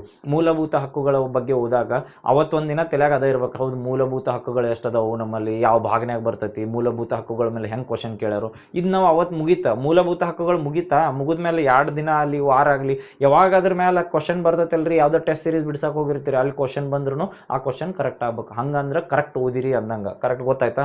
ಇಷ್ಟ ಎಲ್ಲ ಸಬ್ಜೆಕ್ಟ್ ಸೇಮ್ ಹಂಗೆ ಓದಬೇಕು. ಮತ್ತು ಇನ್ನೊಂದು ಇದ್ರೊಳಗೆ ಏನಂದ್ರೆ ಮಾನಸಿಕ ಸಾಮರ್ಥ್ಯ, ಮೆಂಟಲ್ ಎಬಿಲಿಟಿ. ಈ ಮೆಂಟಲ್ ಎಬಿಲಿಟಿ ಬಂದಾಗ ಮೆಂಟಲ್ ಎಬಿಲಿಟಿಗೆ ಇದು ಪರ್ಟಿಕ್ಯುಲರ್ ಅಂತ ಬುಕ್ ಇಲ್ಲ. ನಿಮಗೆ ಮೆಂಟಲ್ ಎಬಿಲಿಟಿ ಬಿಡಿಸ್ಬೇಕಾರೆ ಅಥವಾ ಯಾವುದೋ ಒಂದು ಟೆಸ್ಟ್ ಸೀರೀಸ್ ಬಿಡಿಸ್ಬೇಕಾರೆ, ಈಗ ಯಾವುದೋ ಸಮಯ ಮತ್ತು ಕೆಲಸದ ಮೇಲೆ ಇದು ಕ್ವಶನ್ ಬಂದಿರ್ತದೆ. ಆ ಸಮಯ ಮತ್ತು ಕೆಲಸದ ಬಗ್ಗೆ ನಿಮಗೆ ಗೊತ್ತಿರಂಗಿಲ್ಲ ತಿಳ್ಕೊರಿ. ಅವಾಗ ಗೊತ್ತಿರಲ್ದ ಟೈಮ್ನಾಗ ಏನು ಮಾಡ್ಬೇಕಂದ್ರೆ ಯಾವುದೋ ಒಂದು ಆನ್ಲೈನ್ ಕ್ಲಾಸ್, ನಿಮಗೆ ಯಾವ್ದು ಈಗ ಪ್ರೆಸೆಂಟ್ ನೋಡ್ತಿರ್ತೀರಿ ಅಥವಾ ಯಾವ್ದು ಬೆಸ್ಟ್ ಅನಿಸ್ತೈತಿಲ್ಲ ಆ ಕ್ಲಾಸ್, ಅಂದರೆ ನಿಮಗೆ ಅರ್ಥ ಆಗೋದಂಥದ್ದು. ಯಾಕಂದ್ರೆ ಪ್ರತಿಯೊಬ್ಬ ಮನುಷ್ಯಂದು ಏನೈತಲ್ರಿ ಬ್ರೈನ್ ಕೆಪಾಸಿಟಿ ಸೇಮ್ ಇರಂಗಿಲ್ಲ. ನಮಗೂ ಅರ್ಥ ಆಗಿದ್ದ ಇನ್ನೊಬ್ರಿಗೆ ಅರ್ಥ ಆಗಿಲ್ಲ, ಇನ್ನೊಬ್ರು ಕ್ಲಾಸ್ ನೋಡಿ ತಿಳ್ಕೋದ ನಾವು ಅವ್ರ ಕ್ಲಾಸ್ ನೋಡಿ ಅರ್ಥ ಆಗಿರಂಗಿಲ್ಲ. ಯಾಕಂದ್ರೆ ಬೇರೆ ಬೇರೆದವ್ರ ಬ್ರೈನ ಬೇರೆ ಬೇರೆ ಥರ ವರ್ಕ್ ಆಗಿರ್ತೈತಿ. ಸೊ ನಿಮಗೆ ಯಾವ್ದು ಕಂಫರ್ಟೇಬಲ್ ಕ್ಲಾಸ್ ಐತಲ್ಲ ಆ ಕಂಫರ್ಟೇಬಲ್ ಕ್ಲಾಸ್ ಒಳಗೆ ನೋಡ್ರಿ. ಬಟ್ ಏನು ನಿಮ್ಮ ಮಾನಸಿಕ ಸಾಮರ್ಥ್ಯ ತೋದಿರಿ. ಈಗ ಕೆಲಸ ಮತ್ತು ಸಮಯದ ಬಗ್ಗೆ ಒಂದು ಕ್ವಶನ್ ಬತ್ತ, ಬಟ್ ಆ ಕ್ವಶನ್ ಬಂದಾಗ ಅದು ಎಲ್ಲರ ತಪ್ಪಾತತ್ತಿರ ತಿಳ್ಕೊರಿ, ನೀವು ಕ್ಲಾಸ್ ಕರೆಕ್ಟ್ ಕೇಳಿಲ್ಲ ಅಥವಾ ಅದು ನಿಮ್ಗೆ ಅರ್ಥ ಆಗಿಲ್ಲ ಅಂದಂಗೆ. ಒಟ್ಟು ಪ್ರತಿಯೊಂದು ಟಾಪಿಕ್ ಇವೇನು 8 ಸಬ್ಜೆಕ್ಟ್ ಅದಾವಲ್ರಿ, ಏನೋ ಓದ್ರೂ ಅದ್ರೊಳಗೆ ಟಾಪಿಕ್ ಯಾವ್ದ ಕೇಳ್ರಿ. ಈಗ ನಾವು ಎಲ್ಲ ಸಬ್ಜೆಕ್ಟ್ ಕವರ್ ಮಾಡಿ ಅಥವಾ ನಾವು ಪೂರ್ತಿ ಸಬ್ಜೆಕ್ಟ್ ಮುಗಿದ್ಮೇಲೆ ಕ್ವಶನ್ ಪೇಪರ್ ಬಿಡಿಸ್ತೀವಿ, ಇದನ್ನೆಲ್ಲ ತೆಗೆದ್ಬಿಡ್ರಿ. ಇವತ್ತು ನಾವು ವಿಜ್ಞಾನ ಸಬ್ಜೆಕ್ಟ್ ಓದಾತೀನಿ ಅಂತ ತಿಳ್ಕೊರಿ. ವಿಜ್ಞಾನ ಸಬ್ಜೆಕ್ಟ್ದಾಗ ಯಾವ್ದು ತಗೋರಿ, ಹೃದಯದ ಬಗ್ಗೆ ಓದ್ತಿರ್ತೀರಾ. ಆ ಹೃದಯದ ಬಗ್ಗೆ ಓದಾಗ ಅದ್ರದ್ದು ಒಂದು 5 ಕ್ವಶನ್ 6 ಕ್ವಶನ್ ಎಲ್ಲೋ ನಿಮಗೆ ಸಿಕ್ಕು. ಬಟ್ ಆ ಹೃದಯದ ಬಗ್ಗೆ ಓದಿದಾಗ ಆ ಕ್ವಶನ್ ನಿಮಗೆ ಅಟೆಂಪ್ಟ್ ಮಾಡಕ್ಕೆ ಬಂದಿಲ್ಲ ಅಂದ್ರೆ ಹೃದಯದ ಓದಿ ಏನು ಯೂಸ್ ಮಾಡೋದು ಹೇಳ್ರಿ, ಹೌದಲ್ಲ. ಯಾವುದೋ ಒಂದು ಸಬ್ಜೆಕ್ಟ್ ಇದ್ರೋಗಿ ಎಷ್ಟು ಹೇಳಿನಲ್ಲ 8 ಸಬ್ಜೆಕ್ಟ್, ಇವನು ಓದ್ಬೇಕಾದ್ರೆ ನೀವು ಏನು ಮಾಡ್ಬೇಕಂದ್ರೆ ಪ್ರತಿಯೊಂದು ಟಾಪಿಕ್ ಏನು ಬರ್ತಾವಲ್ಲ, ಈಗ ಒಳ ಮೀಸಲಾತಿ ಅಂತ ಬರ್ತಾವ, ಒಳ ಮೀಸಲಾತಿ ಬಗ್ಗೆ ನಿಮಗೆ ಅವೇರ್ನೆಸ್ ಇರ್ಬೇಕು. ಅವ್ರು ನಾಳೆ ಕ್ವಶನ್ದಾಗ ಹೇಳಿಕೆ ಟೈಪ್ ಕೇಳಿ ಅಥವಾ ಕ್ವಶನ್ ಫುಲ್ ಲೆಂದಿಯಾಗಿ ಬರೋದು ಇದ್ರೋಗಿ ಯಾವ್ದು ತಪ್ಪೈತೆ ಅಂತ ಕೇಳಿ ಅಥವಾ ಇದು ವಿವರಣೆ ಮಾಡ್ತೈತೆ ಅಂತ ಕೇಳಿ ಎಲ್ಲದ್ರ ಬಗ್ಗೆ ಅವೇರ್ನೆಸ್ ಇರ್ತದೆ. ಅದಕ್ಕೆ ಒಂದು ಟಾಪಿಕ್ ಹಿಡಿದ್ರೆ ಆ ಟಾಪಿಕ್ ಕ್ಲಿಯರ್ ಆಗುತ್ತಾನ ಬಿಡಬಾರ್ದು. ನಾ ಹೇಳನಲ್ಲ ಸೇಮ್ ಭೂಗೋಳದಾಗೂ ಹಂಗೆ ಅಪ್ಲೈ ಮಾಡಬೇಕು, ಇತಿಹಾಸ ಆಗಲಿ ಅರ್ಥಶಾಸ್ತ್ರದಾಗಲಿ ಎಲ್ಲ ಸಬ್ಜೆಕ್ಟ್ಗಳು ಏನೈತಲ್ರಿ ಸೇಮ್ ಏನ ಓದ್ತಿರ್ತಿರಲ್ಲ ಟಾಪಿಕ್ ಕ್ಲಿಯರ್ ಮಾಡ್ಕೋತ ಹೋಗ್ರಿ. ಯಾವ್ದ ನದಿಗಳು ಓದಿದಾಗ ನದಿಗಳು ಕ್ಲಿಯರ್ ಆತ. ಈಗ ಭಾರತ ರತ್ನ ಪ್ರಶಸ್ತಿಗಳತ್ ಬರ್ತಾವ, ಆ ಭಾರತ ರತ್ನ ಪ್ರಶಸ್ತಿಗಳ ಓದಿದಾಗ ಭಾರತ ರತ್ನ ಪ್ರಶಸ್ತಿಗಳಿಗೆ ಗೊತ್ತಾಗಿರ್ಬೇಕು ನೀವು ಯಾವಾಗ ಸ್ಟಾರ್ಟ್ ಮಾಡ್ತಾರ, ಫಸ್ಟ್ ಯಾರು ತೊಗೊಂಡ್ರು, ರೀಸೆಂಟಾಗಿ ಯಾರು ತೊಗೊಂಡ್ರು, ಎಷ್ಟು ಜನ ತೊಗೊಂಡ್ರು. ಇದು ಮುಗಿತ್ರ ಭಾರತ ರತ್ನ ಪ್ರಶಸ್ತಿ ಇದು ಯಾವಾಗ ಕ್ವಶನ್ ಕೇಳ್ರು 1 ಮಾರ್ಕ್ಸ್ ನಿಮ್ಮ ಕಡೆ ಇರ್ತೈತಲ್ಲ, ಸೇಮ್ ಹಂಗೆ ಮಾಡ್ಬೇಕು. ಸೇಮ್ ಹಂಗೆ ಇಲ್ಲಿ GK ಮತ್ತು ಕರೆಂಟ್ ಅಫೇರ್ಸ್ ಬಂದಾಗ ಒಂದು ಯಾಕಂದ್ರೆ ಜಾಸ್ತಿ ಜನಕ್ಕೆ ಅವೇರ್ನೆಸ್ ಇರಂಗಿಲ್ಲ. ಇದ್ರ ಏರಿಯಾ ಏನೈತಲ್ರಿ ಹೈಯೆಸ್ಟ್ ಫೋಕಸ್ಡ್ ಏರಿಯಾ ಅಂತ ಕರಿಬಹುದು. ಯಾಕಂದ್ರೆ ಜಾಸ್ತಿ ಕ್ವಶನ್ಸ್ ಕರೆಂಟ್ ಅಫೇರ್ಸ್ ರಿಲೇಟೆಡ್ ಕೇಳ್ತಿರ್ತಾರೆ ಮತ್ತು GK ಲಿಂಕ್ ಮಾಡ್ತಿರ್ತಾರೆ. ಈಗ ಕರೆಂಟ್ ಅಫೇರ್ಸ್ಗೆ ಅಂತೂ ಕಂಪಲ್ಸರಿ ಡೈಲಿ ಒಂದು ಪೇಪರ್ ಓದ್ರಿ. ನೀವು ಯಾವ್ದು ಕಂಫರ್ಟೇಬಲ್ ಅದ್ರಿ ಅದ್ರೊಳಗೆ ಪ್ರಜಾವಾಣಿ ಪೇಪರ್ ಓದ್ರಿ ಅಥವಾ ನಿಮ್ದು ಯಾವ್ದು ದ ಹಿಂದೂ ಪೇಪರ್ ಓದ್ರಿ. ಯಾವ್ದು ನಿಮಗೆ ಕಂಫರ್ಟೇಬಲ್ ಅನಿಸ್ತಿರ್ತದಲ್ಲ ಆ ಪೇಪರ್ ಓದ್ಬೇಕು ಡೈಲಿ ಕಂಪಲ್ಸರಿ. ಈಗ ಪೇಪರ್ ಓದ್ಬೇಕಾರೆ ಮತ್ತು ಪೇಪರ್ ಓದಾಕ ಬರಂಗಿಲ್ಲ ಅನ್ಬಾರ್ದ. ಪೇಪರ್ ಓದ್ಬೇಕಾರೆ ಏನು ನೀವು ಸ್ಟೇಟದ ಪೇಪರ್ ತೊಗೊಂಡಿರ್ತೀವಿ ನಾವು. ಈಗ ಧಾರವಾಡದಾಗ ನ್ಯೂಸ್ ಪೇಪರ್ ಪ್ರಜಾವಾಣಿ ತೊಗೊಂಡ್ರೆ ಧಾರವಾಡದ ಏನು ರೀಜನಲ್ ನ್ಯೂಸ್ ಕೊಟ್ಟಿರ್ತಾರಲ್ರಿ ಅದ್ರ ಬಗ್ಗೆ ಜಾಸ್ತಿ ಫೋಕಸ್ ಮಾಡಂಗಿಲ್ಲ. ಏನು ರಾಜ್ಯದ್ದು ಮತ್ತು ಅಂತಾರಾಷ್ಟ್ರೀಯತೆ ಏನು ಬರ್ತಿರ್ತೈತಲ್ಲ ಅದ್ರ ಮೇಲೆ ಫೋಕಸ್ ಮಾಡೋದು. ಹೆಂಗಂದ್ರೆ ಈಗ ಕರೆಂಟ್ ಅಫೇರ್ಸ್ ಅಂತ ನಾವು ಓದ್ತಿರ್ತೀವಿ. ಕರೆಂಟ್ ಅಫೇರ್ಸ್ ಅಂತ ಓದಿದಾಗ ಈಗ ಧಾರವಾಡದಾಗ ಎಲ್ಲೋ ಒಂದು ಸೂಸೈಡ್ ಆಗಿರ್ತೈತೆ ಅಥವಾ ಧಾರವಾಡದಾಗ ಏನಾರ ಒಂದು ನ್ಯೂಸ್ ಆಗಿರ್ತದೆ, ಅದ್ರದ್ದು 2 ಪೇಜ್ ಕೊಟ್ಟಿರ್ತಾರೆ. ಅದ್ರೊಳಗೆ ನಾವು 1 ತಾಸು ಕೊಟ್ಟರು ಅದು ಯೂಸ್ ಇಲ್ಲ, ಹೌದಲ್ಲ. ಅದಕ್ಕೆ ಹೆಂಗೆ ಮಾಡ್ಬೇಕಂದ್ರೆ ನಾವು ರಾಜ್ಯದಾಗ ಏನು ಹೊಸ ಯೋಜನೆ ತಂದರು ಅಥವಾ ರಾಜ್ಯದಾಗ ಏನಾರ ಒಂದು ಹೊಸದ ಬೆಳವಣಿಗೆ ಆಗೈತೇನ ಅಥವಾ ಹೊಸದ ಸ್ಕೀಮ್ಗಳು ಅಪ್ಲೈ ಮಾಡತ್ತಾರಣ ಅದನ್ನು ಒಂದು ಹೋದ್ರೆ, ಅದಾದ್ಮೇಲೆ ಅಂತಾರಾಷ್ಟ್ರೀಯತನು ಕೊಟ್ಟಿರ್ತಾರೆ ಮತ್ತು ಆರ್ಟಿಕಲ್ ಅದು ಕೊಟ್ಟಿರ್ತಾರೆ. ಇವ್ರ ಮೇಲೆ ಜಾಸ್ತಿ ಫೋಕಸ್ ಮಾಡ್ಬೇಕು ಪೇಪರ್ನಾಗ ಯಾವಾಗ ಓದಿರ್ನು. ಅಂತಾರಾಷ್ಟ್ರೀಯತ್ ಬಂದಾಗ ಹೆಂಗಂದ್ರೆ ಇಂಟರ್ನ್ಯಾಷನಲ್ ರಿಲೇಷನ್ಶಿಪ್ ಅಂತ ಕರಿತೀವಿ, ಅದ್ರ ಮೇಲೆ ಕ್ವಶನ್ ಹೆಂಗೆ ಕೇಳ್ತಿರ್ತಾರೆ. ಇದು ಕರೆಂಟ್ ರಿಲೇಟೆಡ್ ಇದ್ದಂಗ ಈ ಕರೆಂಟ್ ಅಫೇರ್ಸ್ ಐತೆ. ನೀವು ಯಾವಾಗ ಪೇಪರ್ ತೆಗೆದ್ರು ಡೈಲಿ ಗೊತ್ತಾಗ್ಬಿಟ್ಟಿರ್ತದೆ. ಈಗ ದಿನ ಇರಾನ್ ನೋಡಿ, ಹೌದು ಇರಾನ್ ದೇಶದಾಗ ಏನೋ ನಡೆದೈತಲ್ಲ ಅಂತ ಅವೇರ್ನೆಸ್ ಬರ್ತೈತಲ್ಲ. ಸೇಮ್ ಇರಾನ್ ದೇಶದಾಗ ಏನಾರ ನಡೆದೈತಂದಾಗ ನಾವು ಅಂತಾರಾಷ್ಟ್ರೀಯ ನ್ಯೂಸ್ನಾಗ ಬರ್ತೈತದ. ಅಂತಾರಾಷ್ಟ್ರೀಯ ನ್ಯೂಸ್ನಾಗ ಅಂದಾಗ ನಾವು ಏನು ಫೋಕಸ್ ಮಾಡ್ಬೇಕಪ್ಪ, ನಾವು ಕಾಂಪಿಟೇಟಿವ್ ಫೀಲ್ಡ್ಗೆ ಹೋದವ್ರು ನಾ ಪೇಪರ್ದಿಂದ ಏನು ಎಕ್ಸ್ಪೆಕ್ಟ್ ಮಾಡ್ಬೇಕು ಅಥವಾ ನಾವು ಏನು ತಿಳ್ಕೊಬೇಕು. ಅವ್ರು ಏನೋ ಬರೀಲಿ, ಯಾಕಂದ್ರೆ ಅಲ್ಲಿ ಪೇಪರ್ ಬರೆಯವ್ರು ಯಾರ ಎಡಿಟೋರಿಯಲ್ಸ ಇರ್ತಾರೆ, ಹೌದಾ. ಅವ್ರು ಬರೆಯವ್ರು ಅವ್ರಿಗೆ ಏನು ತಿಳಿದಿರ್ತೈತಿ ಅಥವಾ ಅಲ್ಲಿ ಏನು ರಿಸರ್ಚ್ ಮಾಡಿರ್ತಾರಲ್ಲ ಅದ್ರ ಮೇಲೆ ಬರ್ದಿರ್ತಾರೆ. ಬಟ್ ನಾವೇನೋ ಕಾಂಪಿಟೇಟಿವ್ ಫೀಲ್ಡ್ಗೆ ಹೋದವ್ರು ನಮಗೆ ಅದ್ರೊಳಗಿಂದ ಏನು ಬೇಕಲ್ಲ ಅದನ್ನು ಎಕ್ಸ್ಟ್ರಾಕ್ಟ್ ಮಾಡ್ಕೋಬೇಕು. ಹೆಂಗೆ ಎಕ್ಸ್ಟ್ರಾಕ್ಟ್ ಮಾಡ್ಕೋಬೇಕು, ಈಗ ಇರಾನ್ ಬಗ್ಗೆ ಕರೆಂಟ್ ಅಫೇರ್ಸ್ನಾಗ ಡೈಲಿ ಬರತೈತಿ. ಅವಾಗ ಏನು ಮಾಡೋದು, ಇರಾನ್ ಅಂತ ನೀವು ಗೂಗಲ್ ಮಾಡ್ರಿ ಅಥವಾ ಯಾರಿಗಾರ ಕೇಳ್ರಿ ಇರಾನ್ ಬಗ್ಗೆ ಏನೈತ್ರಿ ಅಂತಂದಾಗ ಅವಾಗ ಏನು ತಿಳ್ಕೊಬೇಕು, ಇರಾನ್ ಕ್ಯಾಪಿಟಲ್ ಯಾವ್ದಾ, ಇರಾನ್ ಸರೌಂಡಿಂಗ್ ಭೂಗಡಿ ಹಂಚ್ಕೊಂಡಿದ್ದು ಯಾವ್ದಾ, ಜಲಗಡಿ ಹಂಚ್ಕೊಂಡಿದ್ದು ಯಾವ್ದಾ, ಹಿಂಗೆ ಇಂಟರ್ನ್ಯಾಷನಲ್ ರಿಲೇಷನ್ ನ್ಯೂಸ್ನ ಕವರ್ ಮಾಡ್ಕೋಬೇಕು. ಯಾವುದೇ ಟಾಪಿಕ್ ಆಗಲಿ ಕರೆಂಟ್ ಅಫೇರ್ಸ್ದಾಗ ದಿನ ಏನೋ ಹೊಸ ಟಾಪಿಕ್ ಬಂದಿರ್ತೈತಲ್ಲ, ಒಂದು 2 ದಿನ 3 ದಿನ ರಿಪೀಟೆಡ್ ಬರತ್ತೇಳಿ ಅವಾಗ ಏನು ಎಕ್ಸಾಮಿನರ್ ಇರ್ತಾರಲ್ಲ ಅವ್ರು ಅದ್ರ ಮೇಲೆ ಜಾಸ್ತಿ ಫೋಕಸ್ ಮಾಡ್ತಿರ್ತಾರೆ. ಸೊ ಅದ್ರ ಸಂಬಂಧ ಕರೆಂಟ್ ಅಫೇರ್ಸ್ ಓದಾಗ ಹಂಗೆ ಕವರ್ ಮಾಡ್ರಿ. ಯಾವ್ದಾ ಡೈಲಿ 1 ಪೇಪರ್ ಓದಿ. ನಾವು ಕನ್ನಡ ಓದೋರ ಪ್ರಜಾವಾಣಿ, ಇಂಗ್ಲೀಷ್ ಓದೋರ ದ ಹಿಂದೂ ಪೇಪರ್ ಓದೋದು. ಇಲ್ಲಾರ ನಿಮ್ಮ ಇವು 2 ಬೆಸ್ಟ್ ಪೇಪರ್. ಯಾಕಂದ್ರೆ ಕಾಂಪಿಟೇಟಿವ್ ಫೀಲ್ಡ್ಗೆ ಓದೋರ್ಗೆ ಏನೈತಲ್ರಿ ಅದರಿಂದ ಡಾಟಾ ಜಾಸ್ತಿ ತೆಗಿಬೋದು. ಇದಾದ್ಮೇಲೆ GK ಸಬ್ಜೆಕ್ಟ್. ಈ GK ಸಬ್ಜೆಕ್ಟ್ ಎಲ್ಲರಿಗೂ ಜಾಸ್ತಿ ಕನ್ಫ್ಯೂಸ್ ಇರ್ತದೆ. ಹೌದು GKಗೆ ಎಲ್ಲಿ ಓದೋದು, ಏನು ಬುಕ್ ಓದೋದು ಅಂತೇಳಿ ಏನೂ ಇಲ್ಲರಿ, ಸಿಂಪಲ್ ಅದು. ಇವು ಏನು ನೀವು ಸಬ್ಜೆಕ್ಟ್ ಓದಿರ್ತಿರಲ್ಲ ಇದ್ರೊಳಗಿನ GK ಅಂತ ಕರಿತೀವಿ. GK ಹೆಂಗಂದ್ರೆ ಈಗ GK ಟಾಪಿಕ್ ಒಂದು ಎಕ್ಸಾಂಪಲ್ ಕೊಡ್ತೀನಿ. ಈಗ ರೀಸೆಂಟಾಗಿ ಕೇಂದ್ರ ಸಾಹಿತ್ಯ ಅಕಾಡೆಮಿ ಪ್ರಶಸ್ತಿ ಅಂತ ಕೊಡ್ತಾರ ತಿಳ್ಕೊರಿ. ಆ ಕೇಂದ್ರ ಸಾಹಿತ್ಯ ಅಕಾಡೆಮಿ ಪ್ರಶಸ್ತಿ ಐತಲ್ಲ GK ಒಳಗೆ ಹೆಂಗೆ ಮಾಡ್ತಾರಂದ್ರೆ ಕೇಂದ್ರ ಸಾಹಿತ್ಯ ಅಕಾಡೆಮಿ ಪ್ರಶಸ್ತಿ ಯಾವಾಗ ಬತ್ತು ಅಥವಾ ಕೇಂದ್ರ ಸಾಹಿತ್ಯ ಪ್ರಶಸ್ತಿ ಅಕಾಡೆಮಿ ಪಡೆದವ್ರು ಯಾರ, ಕೇಂದ್ರ ಸಾಹಿತ್ಯ ಅಕಾಡೆಮಿ ಪ್ರಶಸ್ತಿನ ಎಷ್ಟು ಭಾಷೆ ಒಳಗೆ ಕೊಡ್ತಾರೋ, ಇದೆಲ್ಲ GK question. Same GK question question ಅಂದರೆ ಏನು ಭಾಳ ಟಫ್ ಅಥವಾ ಭಾಳ ಸಬ್ಜೆಕ್ಟ್ ಓದ್ಬೇಕಂತಿಲ್ಲ. ಏನು ಕರೆಂಟ್ ಅಫೇರ್ಸ್ ಅಥವಾ ಏನು ರೀಸೆಂಟಾಗಿ ನ್ಯೂಸ್ನಾಗ ಇರ್ತದಲ್ಲ ಅದರ ರಿಲೇಟೆಡ್ ಜಿ ಕೆ ಏನು ಟಾಪಿಕ್ಸ್ ಇರ್ತಾವಲ್ಲ ಅವ್ನು ಕವರ್ ಮಾಡಿಬಿಡ್ಬೇಕು. ಅದು ಕವರ್ ಆದರೆ ನಿಮ್ಮ ಕಡೆ ಒಂದು ಬರ್ಕೋತ ಹೋಗಿರ್ತಿರಲ್ಲ ಅದು ರಿವಿಷನ್ ಆಗಿಬಿಡ್ತೈತಿ. ಕರೆಂಟ್ ಅಫೇರ್ಸು ಮುಗಿತೈತಿ, ಜಿ ಕೆನೂ ಮುಗಿತೈತಿ. ಸೇಮ್ ಇಷ್ಟು ಓದ್ಬೇಕು. ಇದಾದ್ಮೇಲೆ ಇನ್ನೊಂದು ಏನಂದ್ರೆ ಓದೋರಿಗೆ ಮೆಥಡ್ ಹೆಂಗಂದ್ರೆ ಇವೆಲ್ಲ ನಿಮ್ಗೆ ಸಬ್ಜೆಕ್ಟ್ ಕವರ್ ಮಾಡೋದು ಗೊತ್ತಾಯ್ತು. ಈಗ ನೀವು ಒಂದು ಮಂಡೇ ಓದ್ತಿರ್ತೀರಿ, ಮಂಡೇ ಭೂಗೋಳ ಅಥವಾ ಇತಿಹಾಸ 2 ಬುಕ್ ಓದ್ತಿರ್ತೀರಿ ಅಂತ ತಿಳ್ಕೊರಿ. 2 ಸಬ್ಜೆಕ್ಟ್ ಓದ್ಬೇಕಾದ್ರೆ ಇದ ಓದೋ ಮೆಥಡ ಇದ ಹೇಳತ್ತೀನಿ ನಾ.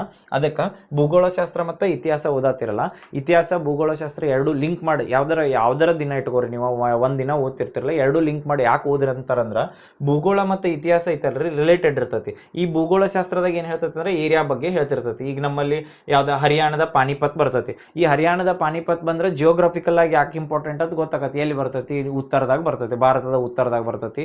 ಅಲ್ಲಿ ಹರಿಯಾಣದ ಪಾನಿಪತ್ ಐತೈತಿ. ಅಲ್ಲಿ ಜಿಯೋಗ್ರಫಿಕಲ್ ಆಗಿ ಏನು ಹೇಳ್ಬೋದು ಅಂದ್ರೆ ಅಲ್ಲಿ ರಿಸೋರ್ಸಸ್ ಅವೈಲೇಬಲ್ ಇದ್ದು, ಇಂಡಸ್ಟ್ರಿಗಳು ಡೆವಲಪ್ ಇದ್ದು ಅಂತ ಹೇಳ್ಬೋದು. ಇತಿಹಾಸ ಬಂದಾಗ ಹರಿಯಾಣದ ಪಾನಿಪತ್ನಾಗ ಜಾಸ್ತಿ ಕದನ ಆಗ್ಯಾವಲ್ಲ, ಯಾಕೆ ಅಕ್ಕ ಅಂದ್ರೆ ಇದ ಭೂಗೋಳಶಾಸ್ತ್ರದ ಏನು ಏರಿಯಾ ಇರ್ತೈತಲ್ರಿ ಅದ್ರ ರಿಲೇಟೆಡ್ ಐತನಂತೆ 2. ಅದಕ್ಕೆ ಭೂಗೋಳ ಮತ್ತು ಇತಿಹಾಸನ 2 ರಿಲೇಟೆಡ್ ಒಂದ ದಿನದಾಗ ಹೋದ್ರೆ ನಿಮಗೆ ಜಾಸ್ತಿ ಅರ್ಥ ಆಕತಿ. ಈಗ ಯಾಕಾರ ನಡು ಬರ್ತಾವ ಯಾರ ವಾಸ್ಕೋಡಿಗಮ್ಮ ಭಾರತಕ್ಕೆ ಬಂದಿದ್ದದ್ ಕೇಳ್ತಾರಲ್ಲ, ಕೇರಳದಾಗ ಬಂದ್ರವ್ರು ಹೌದಲ್ಲ, ಕೇರಳದಾಗ ಕಪ್ಪಾಡಕ್ಕೆ ಬರ್ತಾರಲ್ಲ, ಅದು ಎಲ್ಲ ಬಂದಾಗ ಯಾವ ಸಮುದ್ರದಿಂದ ಬರ್ತಾರೋ, ಇದು ಸಮುದ್ರದು ಬತ್ತು ಅಥವಾ ಬಾರ್ಡರ್ ಬತ್ತು, ಏರಿಯಾ ಬತ್ತು, ಅದು ಜಿಯೋಗ್ರಫಿದಾಗ. ಬಟ್ ಯಾರು ಬಂದಾರು ಏನರ ಬಂದು ಹೊಸದು ಏನರ ಮಾಡ್ರಂದ್ರೆ ಅದು ಇತಿಹಾಸದ. ಹಿಂಗೆ ಕಂಪೇರ್ ಮಾಡ್ಕೋತ ಸಬ್ಜೆಕ್ಟ್ ಓದ್ಕೋತ ಹೋಗ್ರಿ. ಟಾಪಿಕ್ ಎಲ್ಲ ಹೇಳಿ ಹೆಂಗಂದ್ರೆ ನದಿಗಳು ಓದಿರ ನದಿಗಳ ಬಗ್ಗೆ ಟಾಪಿಕ್ ಕ್ಲಿಯರ್ ಆಗಿರಬೇಕು, ಅಥವಾ ಏನ ಬೆಟ್ಟಗಳ ಬಗ್ಗೆ ಓದಿರ ಬೆಟ್ಟಗಳ ಕರ್ನಾಟಕದಾಗ ಯಾವ್ದೋ ಬೆಟ್ಟ ಕೇಳಿ. ಈಗ ಮುಳ್ಳಯ್ಯನಗಿರಿ ಬೆಟ್ಟ ಎತ್ತರದ ಬೆಟ್ಟ ಆತೀವಲ್ಲ, ಆ ಮುಳ್ಳಯ್ಯನಗಿರಿ ಆದ್ಮೇಲೆ ಸಿರೀಸ್ ಆಗಿ ಏನು ಬರ್ತಲ್ಲ ಅವು ಎಲ್ಲ ಬೆಟ್ಟಗಳ ನೆನಪಿರ್ಬೇಕು. ಯಾಕೆ ನೆನಪಿರ್ಬೇಕಂದ್ರೆ ಈಗ ನಾವು ಬೆಟ್ಟಗಳ ಬಗ್ಗೆ ಓದಿವು, ನಾಳೆ ನಮ್ಮ ದೋಸ್ತ್ ಯಾರ ಬಂದು ಒಂದು ಕ್ವಶನ್ ಕೇಳ್ತಾರೆ ಈ ಬೆಟ್ಟ ಈಗ ಗೊತ್ತೈತೇನೆ ಅಂತೇಳಿ, ಅವಾಗ ಅದ್ರ ಬಗ್ಗೆ ಗೊತ್ತಾ ಇರ್ಬೇಕು. ಯಾಕಂದ್ರೆ 1 ಮಾರ್ಕ್ಸ್ ನಮ್ಗೆ ಕಿಶಾಗಿದ್ದಂಗ. ಹೆಂಗಂದ್ರೆ ಕ್ವಶನ್ ಪೇಪರ್ ಇದೇನು ನಾವು ಟಾಪಿಕ್ ಕ್ಲಿಯರ್ ಹಾಕೋತ ಹೋಗೋಲ್ಲ ಸೇಮ್. ಯಾಕಂದ್ರೆ ನೀವು ಎಲ್ಲ ಒಮ್ಮೆ ಬುಕ್ ಹಿಡಿದ್ನ ಟಾಪಿಕ್ ಕ್ಲಿಯರ್ ಆದ್ಮೇಲೆ ನೋಡ್ತಾ ಇದನ್ನ ಎಲ್ಲ ಸಿಲೆಬಸ್ ಮುಗಿದ್ಮೇಲೆ ನೋಡ್ತಂದ್ರೆ ಕಾಂಪಿಟೇಟಿವ್ ಫೀಲ್ಡಿಗೆ ನಾಳೆ ಎಕ್ಸಾಮ್ ಇದ್ದಾಗ ಇವತ್ತು ಹೋಗ್ಕೊಂಡ್ರು ಎಲ್ಲಾರ್ದು ಸಿಲೆಬಸ್ ಮುಗಿದಿರಂಗಿಲ್ಲ ರೀ. ಯಾರನ್ನಾರ ಕೇಳ್ರಿ ಹೌದು ಇನ್ನೊಂದು ಸ್ವಲ್ಪ ಓದ್ಬೇಕಿತ್ತ ಅಂತಾರ. ಯಾಕಂದ್ರೆ ಆ ಲೆವೆಲ್ಗೆ ಕಾಂಪಿಟೇಷನ್ ಐತಿ, ಆ ಲೆವೆಲ್ಗೆ ಸಬ್ಜೆಕ್ಟ್ಗಳು ಲೆಂತ್ ಅದಾವೆ. ಸೊ ಅದಕ್ಕೆ ಟಾಪಿಕ್ ವೈಸ್ ಕ್ಲಿಯರ್ ಮಾಡ್ಕೋತ ಹೋಗ್ರಿ. ಒಂದೇದು. ನೆಕ್ಸ್ಟ್ ಇನ್ನೊಂದು ಏನಂದ್ರೆ ಈಗ ಡೈಲಿ ಓದ್ಕೋತ ಕೊಂಡಿರ್ತಿರಲ್ಲ ಲೈಬ್ರರಿಯಾಗ ಎಲ್ಲಿ ಓದ್ತಿರ್ತಿರಲ್ಲ, ಡೈಲಿ ಈಗ ಸ್ಟಾರ್ಟ್ ಮಾಡೋರ ಮಿನಿಮಮ್ 50 ಕ್ವಶನ್ಸ್ ಬಿಡಿಸ್ರಿ. ಯಾರು ಒಂದು ಸ್ವಲ್ಪ ಪ್ರೋ ಇರ್ತಿರಲ್ಲ ಅದ್ರೊಳಗೆ 100-150 ಕ್ವಶನ್ ಬಿಡಿಸ್ಬೇಕು. ಇದು ಕಂಪಲ್ಸರಿ ಬಿಡಿಸಬೇಕು ಡೈಲಿ. ಯಾಕೆ 50 ಕ್ವಶನ್ಸ್ ಬಿಡಿಸ್ಬೇಕಂದ್ರೆ ಕ್ವಶನ್ಸು ಹೆಂಗೆ ಬಿಡಿಸ್ಬೇಕು, ಈಗ ಮ್ಯಾಲೆ ಕ್ವಶನ್ ಐತಿ ಕೆಳಗೆ 4 ಆಪ್ಷನ್ ಅದಾವ, ಅದ್ರ ಕೆಳಗೆ ವಿವರಣೆ ಐತಂದ್ರೆ ಅಂಥವು ಬಿಡಿಸ್ಬೇಡ್ರಿ. ಅಂಥದ್ರಿಂದ ನೀವು ಏನೂ ಕಲಿಯಂಗಿಲ್ಲ. ಹೆಂಗೆ ಬಿಡಿಸ್ಬೇಕಂದ್ರೆ ಮ್ಯಾಲೆ ಕ್ವಶನ್ ಇರಬೇಕು, ಕೆಳಗೆ 4 ಆಪ್ಷನ್ ಇರಬೇಕು, ಅದ್ರ ಆನ್ಸರ್ಸ್ ಅದು ಇರಬಾರ್ದಲ್ಲಿ ಲಾಸ್ಟ್ ಪೇಜ್ನಾಗಿದ್ರು ನಡೀತೈತಿ. ಯಾಕಂದ್ರೆ ಆ ಕ್ವಶನ್ ನೋಡಿಕೊಳ್ಳೆ ನಿಮಗೆ ಅವೇರ್ನೆಸ್ ಬಂದ್ಬಿಡ್ಬೇಕು ತಲೆಯಾಗ. ಏನಂತಂದ್ರೆ ಇದು ನಾನು ಎಕ್ಸಾಮ್ನಾಗ ಕೂತೀನಿ, ಈ ಕ್ವಶನ್ ಬಂದೈತಿ ಹೆಂಗೆ ಎನಲೈಸ್ ಮಾಡ್ತೀನಿ, 4 ಆಪ್ಷನ್ ಅದಾವ, ಇದ್ರೊಳಗೆ ಯಾವ್ದು ಎಲಿಮಿನೇಟ್ ಮಾಡಬೇಕು ಅಥವಾ ಯಾವ್ದಿದ್ರು ಕರೆಕ್ಟ್ ಇರ್ಬೋದು ಗೆಸ್ ಮಾಡ್ತೀವಲ್ಲ. ಸೇಮ್ ಅದರ ಸಲ್ಬಂದು ಏನು ಮಾಡ್ಬೇಕಾರ ಕ್ವಶನ್ ಬರೀ ಆಪ್ಷನ್ಸ್ ಅಷ್ಟೇ ಇರ್ಬೇಕು, ಬೇರೆ ಏನೂ ಇರಬಾರ್ದು, ಅಲ್ಲಿ ಆನ್ಸರ್ ಇರಬಾರ್ದು, ಏನೂ ಇರಬಾರ್ದು. ಅಂಥವು ಡೈಲಿ 50 ಕ್ವಶನ್ ಬಿಡಿಸ್ಬೇಕು. 50 ಯಾಕೆ ಕ್ವಶನ್ ಬಿಡಿಸ್ಬೇಕಂದ್ರೆ ನಿಮ್ದು ಎಕ್ಸಾಮ್ ಈಗ ಒಂದು ತಿಂಗಳಾದ್ಮೇಲೆ ಆಕೈತೆ ತಿಳ್ಕೊರಿ. ಒಂದು ತಿಂಗಳ ಎಕ್ಸಾಮ್ ಆದ್ಮೇಲೆ ಆಕೈತೆ ಅಂದ್ರೆ 50 ಡೈಲಿ ಕ್ವಶನ್ ಬಿಡಿಸ್ರೆ ನೀವು 10-15 ಸಾವಿರ ಕ್ವಶನ್ ಬಿಡಿಸ್ಬಿಟ್ಟಿರ್ತೀರಿ ಹೌದಾ. ಅಪ್ರಾಕ್ಸಿಮೇಟ್ಲಿ ನೀವು ಏನು ಇನ್ಕ್ರೀಸಾ ಡಿಕ್ರೀಸಾ ಮಾಡ್ಕೋತ ಹೋದ್ರೂ ಒಂದು 10,000 ಕ್ವಶನ್ ಬಿಡಿಸಿರಿ ಅಂದ್ರೆ ಅದ್ರೊಳಗಿಂದ ಇಲ್ಲಂದ್ರೆ ಒಂದು 60-70 ಕ್ವಶನ್ ಅಲ್ಲೇ ರಿಪೀಟೆಡ್ ಆಗಿರ್ತಾವೆ. ಹೊಸವು ಏನು 60 ಜನರಲ್ ಮಾಡಿರ್ತೀವಿ ಅಥವಾ ಮುಂದಿನ ಏನು 20-80 ಸ್ಕೋರ್ ಮಾಡ್ಬೇಕಲ್ಲ, ಈಗ ಏನು 20 ಕ್ವಶನ್ಸ್ ಬೇಕಾಗಿರ್ತಾವಲ್ಲ ಅವು ಇಲ್ಲಿ ಕರೆಂಟ್ ಅಫೇರ್ಸ್ ಜಿ ಕೆ ಒಳಗೆ ಲಿಂಕ್ ಮಾಡಿರ್ತಾರೆ ರೀ. ಇದು ಯಾವಾಗ ನೀವು ಈಗ ನೋಡ್ರಿ ಭೂಗೋಳಶಾಸ್ತ್ರ ಆಗಲಿ, ಇತಿಹಾಸ ಆಗಲಿ, ಭಾರತೀಯ ಸಂವಿಧಾನ ಆಗಲಿ, ಸಂವಿಧಾನ ಇತಿಹಾಸ ಈಗ ವಾಸ್ಕೋಡಿಗಾಮ ಕೇರಳದ ಕಪ್ಪಾಡಿಗೆ ಬಂದಾರಲ್ಲ ಅದನ್ನು ಚೇಂಜ್ ಮಾಡಿ ಬೇರೆದವ್ರು ಬಂದಿದ್ದತ್ತು ಹೇಳೋಕ್ಕಾಗಂಗಿಲ್ಲ. ಅದೇ ಇರ್ತೈತಲ್ಲ ಇತಿಹಾಸ. ಎಷ್ಟು ವರ್ಷ ಹೋದ್ರು ಇತಿಹಾಸ ಅದ ರೀ. ಈಗ ವಿಜಯನಗರ ಸಾಮ್ರಾಜ್ಯ ಕೃಷ್ಣದೇವರಾಯ ಬಗ್ಗೆ ಎಷ್ಟು ಬುಕ್ ಬರ್ದಾರ ಅಂದ ಓದಿರ್ನು ಅವೇ ಇರ್ತಾವ ಬುಕ್. ಈಗ ಎಲ್ಲರ ಕೃಷ್ಣದೇವರಾಯ ಬಗ್ಗೆ ಬುಕ್ ಓದಿಪ್ಪ ಹೊಸ ಮತ್ತು ಬುಕ್ ಬರೆಯತ್ತಾರ ಅಂದ್ರೆ ಅವ್ರು ಇಲ್ಲ ಈಗ ಬರೆಯಕ್ಕೆ ಹೌದಲ್ಲ. ಸೇಮ್ ಏನು ಹಳಿವು ಇರ್ತಾವಲ್ಲ ಅವೇ ಇರ್ತಾವೆ. ರಿಪೀಟೆಡ್ ಮಾಡ್ಬೇಕಷ್ಟ, ಎಲ್ಲ ರಿವಿಷನ್ ಮಾಡ್ಬೇಕು. ಏನು ನೀವು ಓದಿರ್ತೀವಲ್ಲ ಅವನ್ನ ಹೊಳ್ಳ ರಿವಿಷನ್ ಮಾಡ್ಬೇಕು. ಯಾಕೆ ರಿವಿಷನ್ನು ಇಂಪಾರ್ಟೆಂಟ್.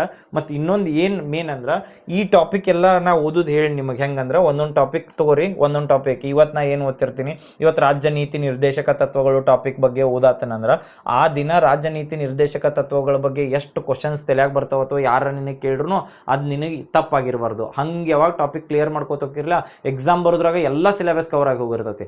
ಇನ್ನೊಂದು ಏನಂದ್ರೆ ಡೈಲಿ 50 ಕ್ವಶನ್ನ ಕಂಪಲ್ಸರಿ ಬಿಡಿಸ್ಬೇಕು. ಕ್ವಶನ್ ಬಿಡಿಸೋದು ಹೇಳಿ, ಈಗ ಒಂದು ಕ್ವಶನ್ 4 ಆಪ್ಷನ್ ಇರಬೇಕು, ಅದನ್ನು ನೀವು ಗೆಸ್ ಮಾಡೋದು ಅಥವಾ ಅದನ್ನು ಎನಲೈಸ್ ಮಾಡಿ ಕ್ವಶನ್ನ ಬಿಡಿಸೋದು ಹೋಗ್ಬೇಕು. ಒಂದಾತು. ಇದಾದ್ಮೇಲೆ ಯಾವ್ದು ಕ್ವಶನ್ಸ್ ಬಿಡಿಸೋದು ಹೇಳಿನಲ್ಲ 50 ಕ್ವಶನ್ಸ್ ಡೈಲಿ ಬಿಡಿಸ್ಬೇಕು. ಇನ್ನೊಂದು ಏನಂದ್ರೆ ಮೇನ್ ಇಂಪಾರ್ಟೆಂಟ್ ಪಾಯಿಂಟ, ಒಂದು ಕಾಂಪಿಟೇಟಿವ್ ಫೀಲ್ಡ್ನಾಗ ಫೇಲ್ ಆಗೋದು ಹುಡುಗರಿಗೆ ಅಥವಾ ನಮಗೆ ನಾವು ಲ್ಯಾಕ್ ಆಗೋದು ಎದ್ರ ಸಲ್ಮೇಲೆ ಅಂದ್ರೆ ನಾವು ರಿವಿಷನ್ ಮಾಡಂಗಿಲ್ಲ ರೀ. ರಿವಿಷನ್ ಎಷ್ಟು ಇಂಪಾರ್ಟೆಂಟ್ ಅಂದ್ರೆ ಪ್ರತಿಯೊಂದು ಟಾಪಿಕ್ದು ಹೆಂಗಿರ್ತೈತಿ, ಈಗ ನಮಗೆ ಎಲ್ಲರಿಗೂ ಗೊತ್ತಿರ್ತೈತಿ ಯಾವ್ದೋ ವಿಜಯನಗರ ಸಾಮ್ರಾಜ್ಯ ಸ್ಥಾಪನೆ ಆಗಿದ್ದು 1330 ಹಿಂಗೆ ಹೇಳ್ತಿರ್ತೀವಿ. ಬಟ್ ಏನಾಕತ್ತೆ ಅಂದ್ರೆ ಅದು ರಿವಿಷನ್ ಮಾಡಲ್ದ ಬಿಟ್ಟು ಹೇಳ್ತೀನಿ, ಆಮೇಲೆ ಅದ ಡೇಟ್ ಕನ್ಫ್ಯೂಸ್ ಆಗಕ್ಕೆ ಸ್ಟಾರ್ಟ್ ಆಗಿಬಿಡ್ತೈತೆ ರೀ. ಅದಕ್ಕೆ ಸೊ ಏನು ಮಾಡ್ರಿ, ರಿವಿಷನ್ ಮಾಡ್ಬೇಕಾರೆ ಹೆಂಗೆ ಮಾಡ್ರಿ, ಒಂದು ಈಗ ನಾ ಆಥರ್ಸ್ ಬುಕ್ ಅಂತೂ ನೀವು ಎಲ್ಲರಿಗೂ ಗೊತ್ತಾಗಿರ್ತೈತಿ ಯಾವ ಬುಕ್ ಓದ್ಬೇಕಂತ, ನಿಮ್ದು ಯಾವ ಚಾಯ್ಸ್ ಐತಲ್ಲ ಅದ ಬುಕ್ನ ರಿವಿಷನ್ ಮಾಡ್ರಿ. ಹೊಸ ಬುಕ್ ಏನು ಬೇಡ, ಏನು ನಿಮ್ಮ ಕಡೆ ಐತಲ್ಲ ಅದ ಬುಕ್ ಇವು ಟಾಪಿಕ್.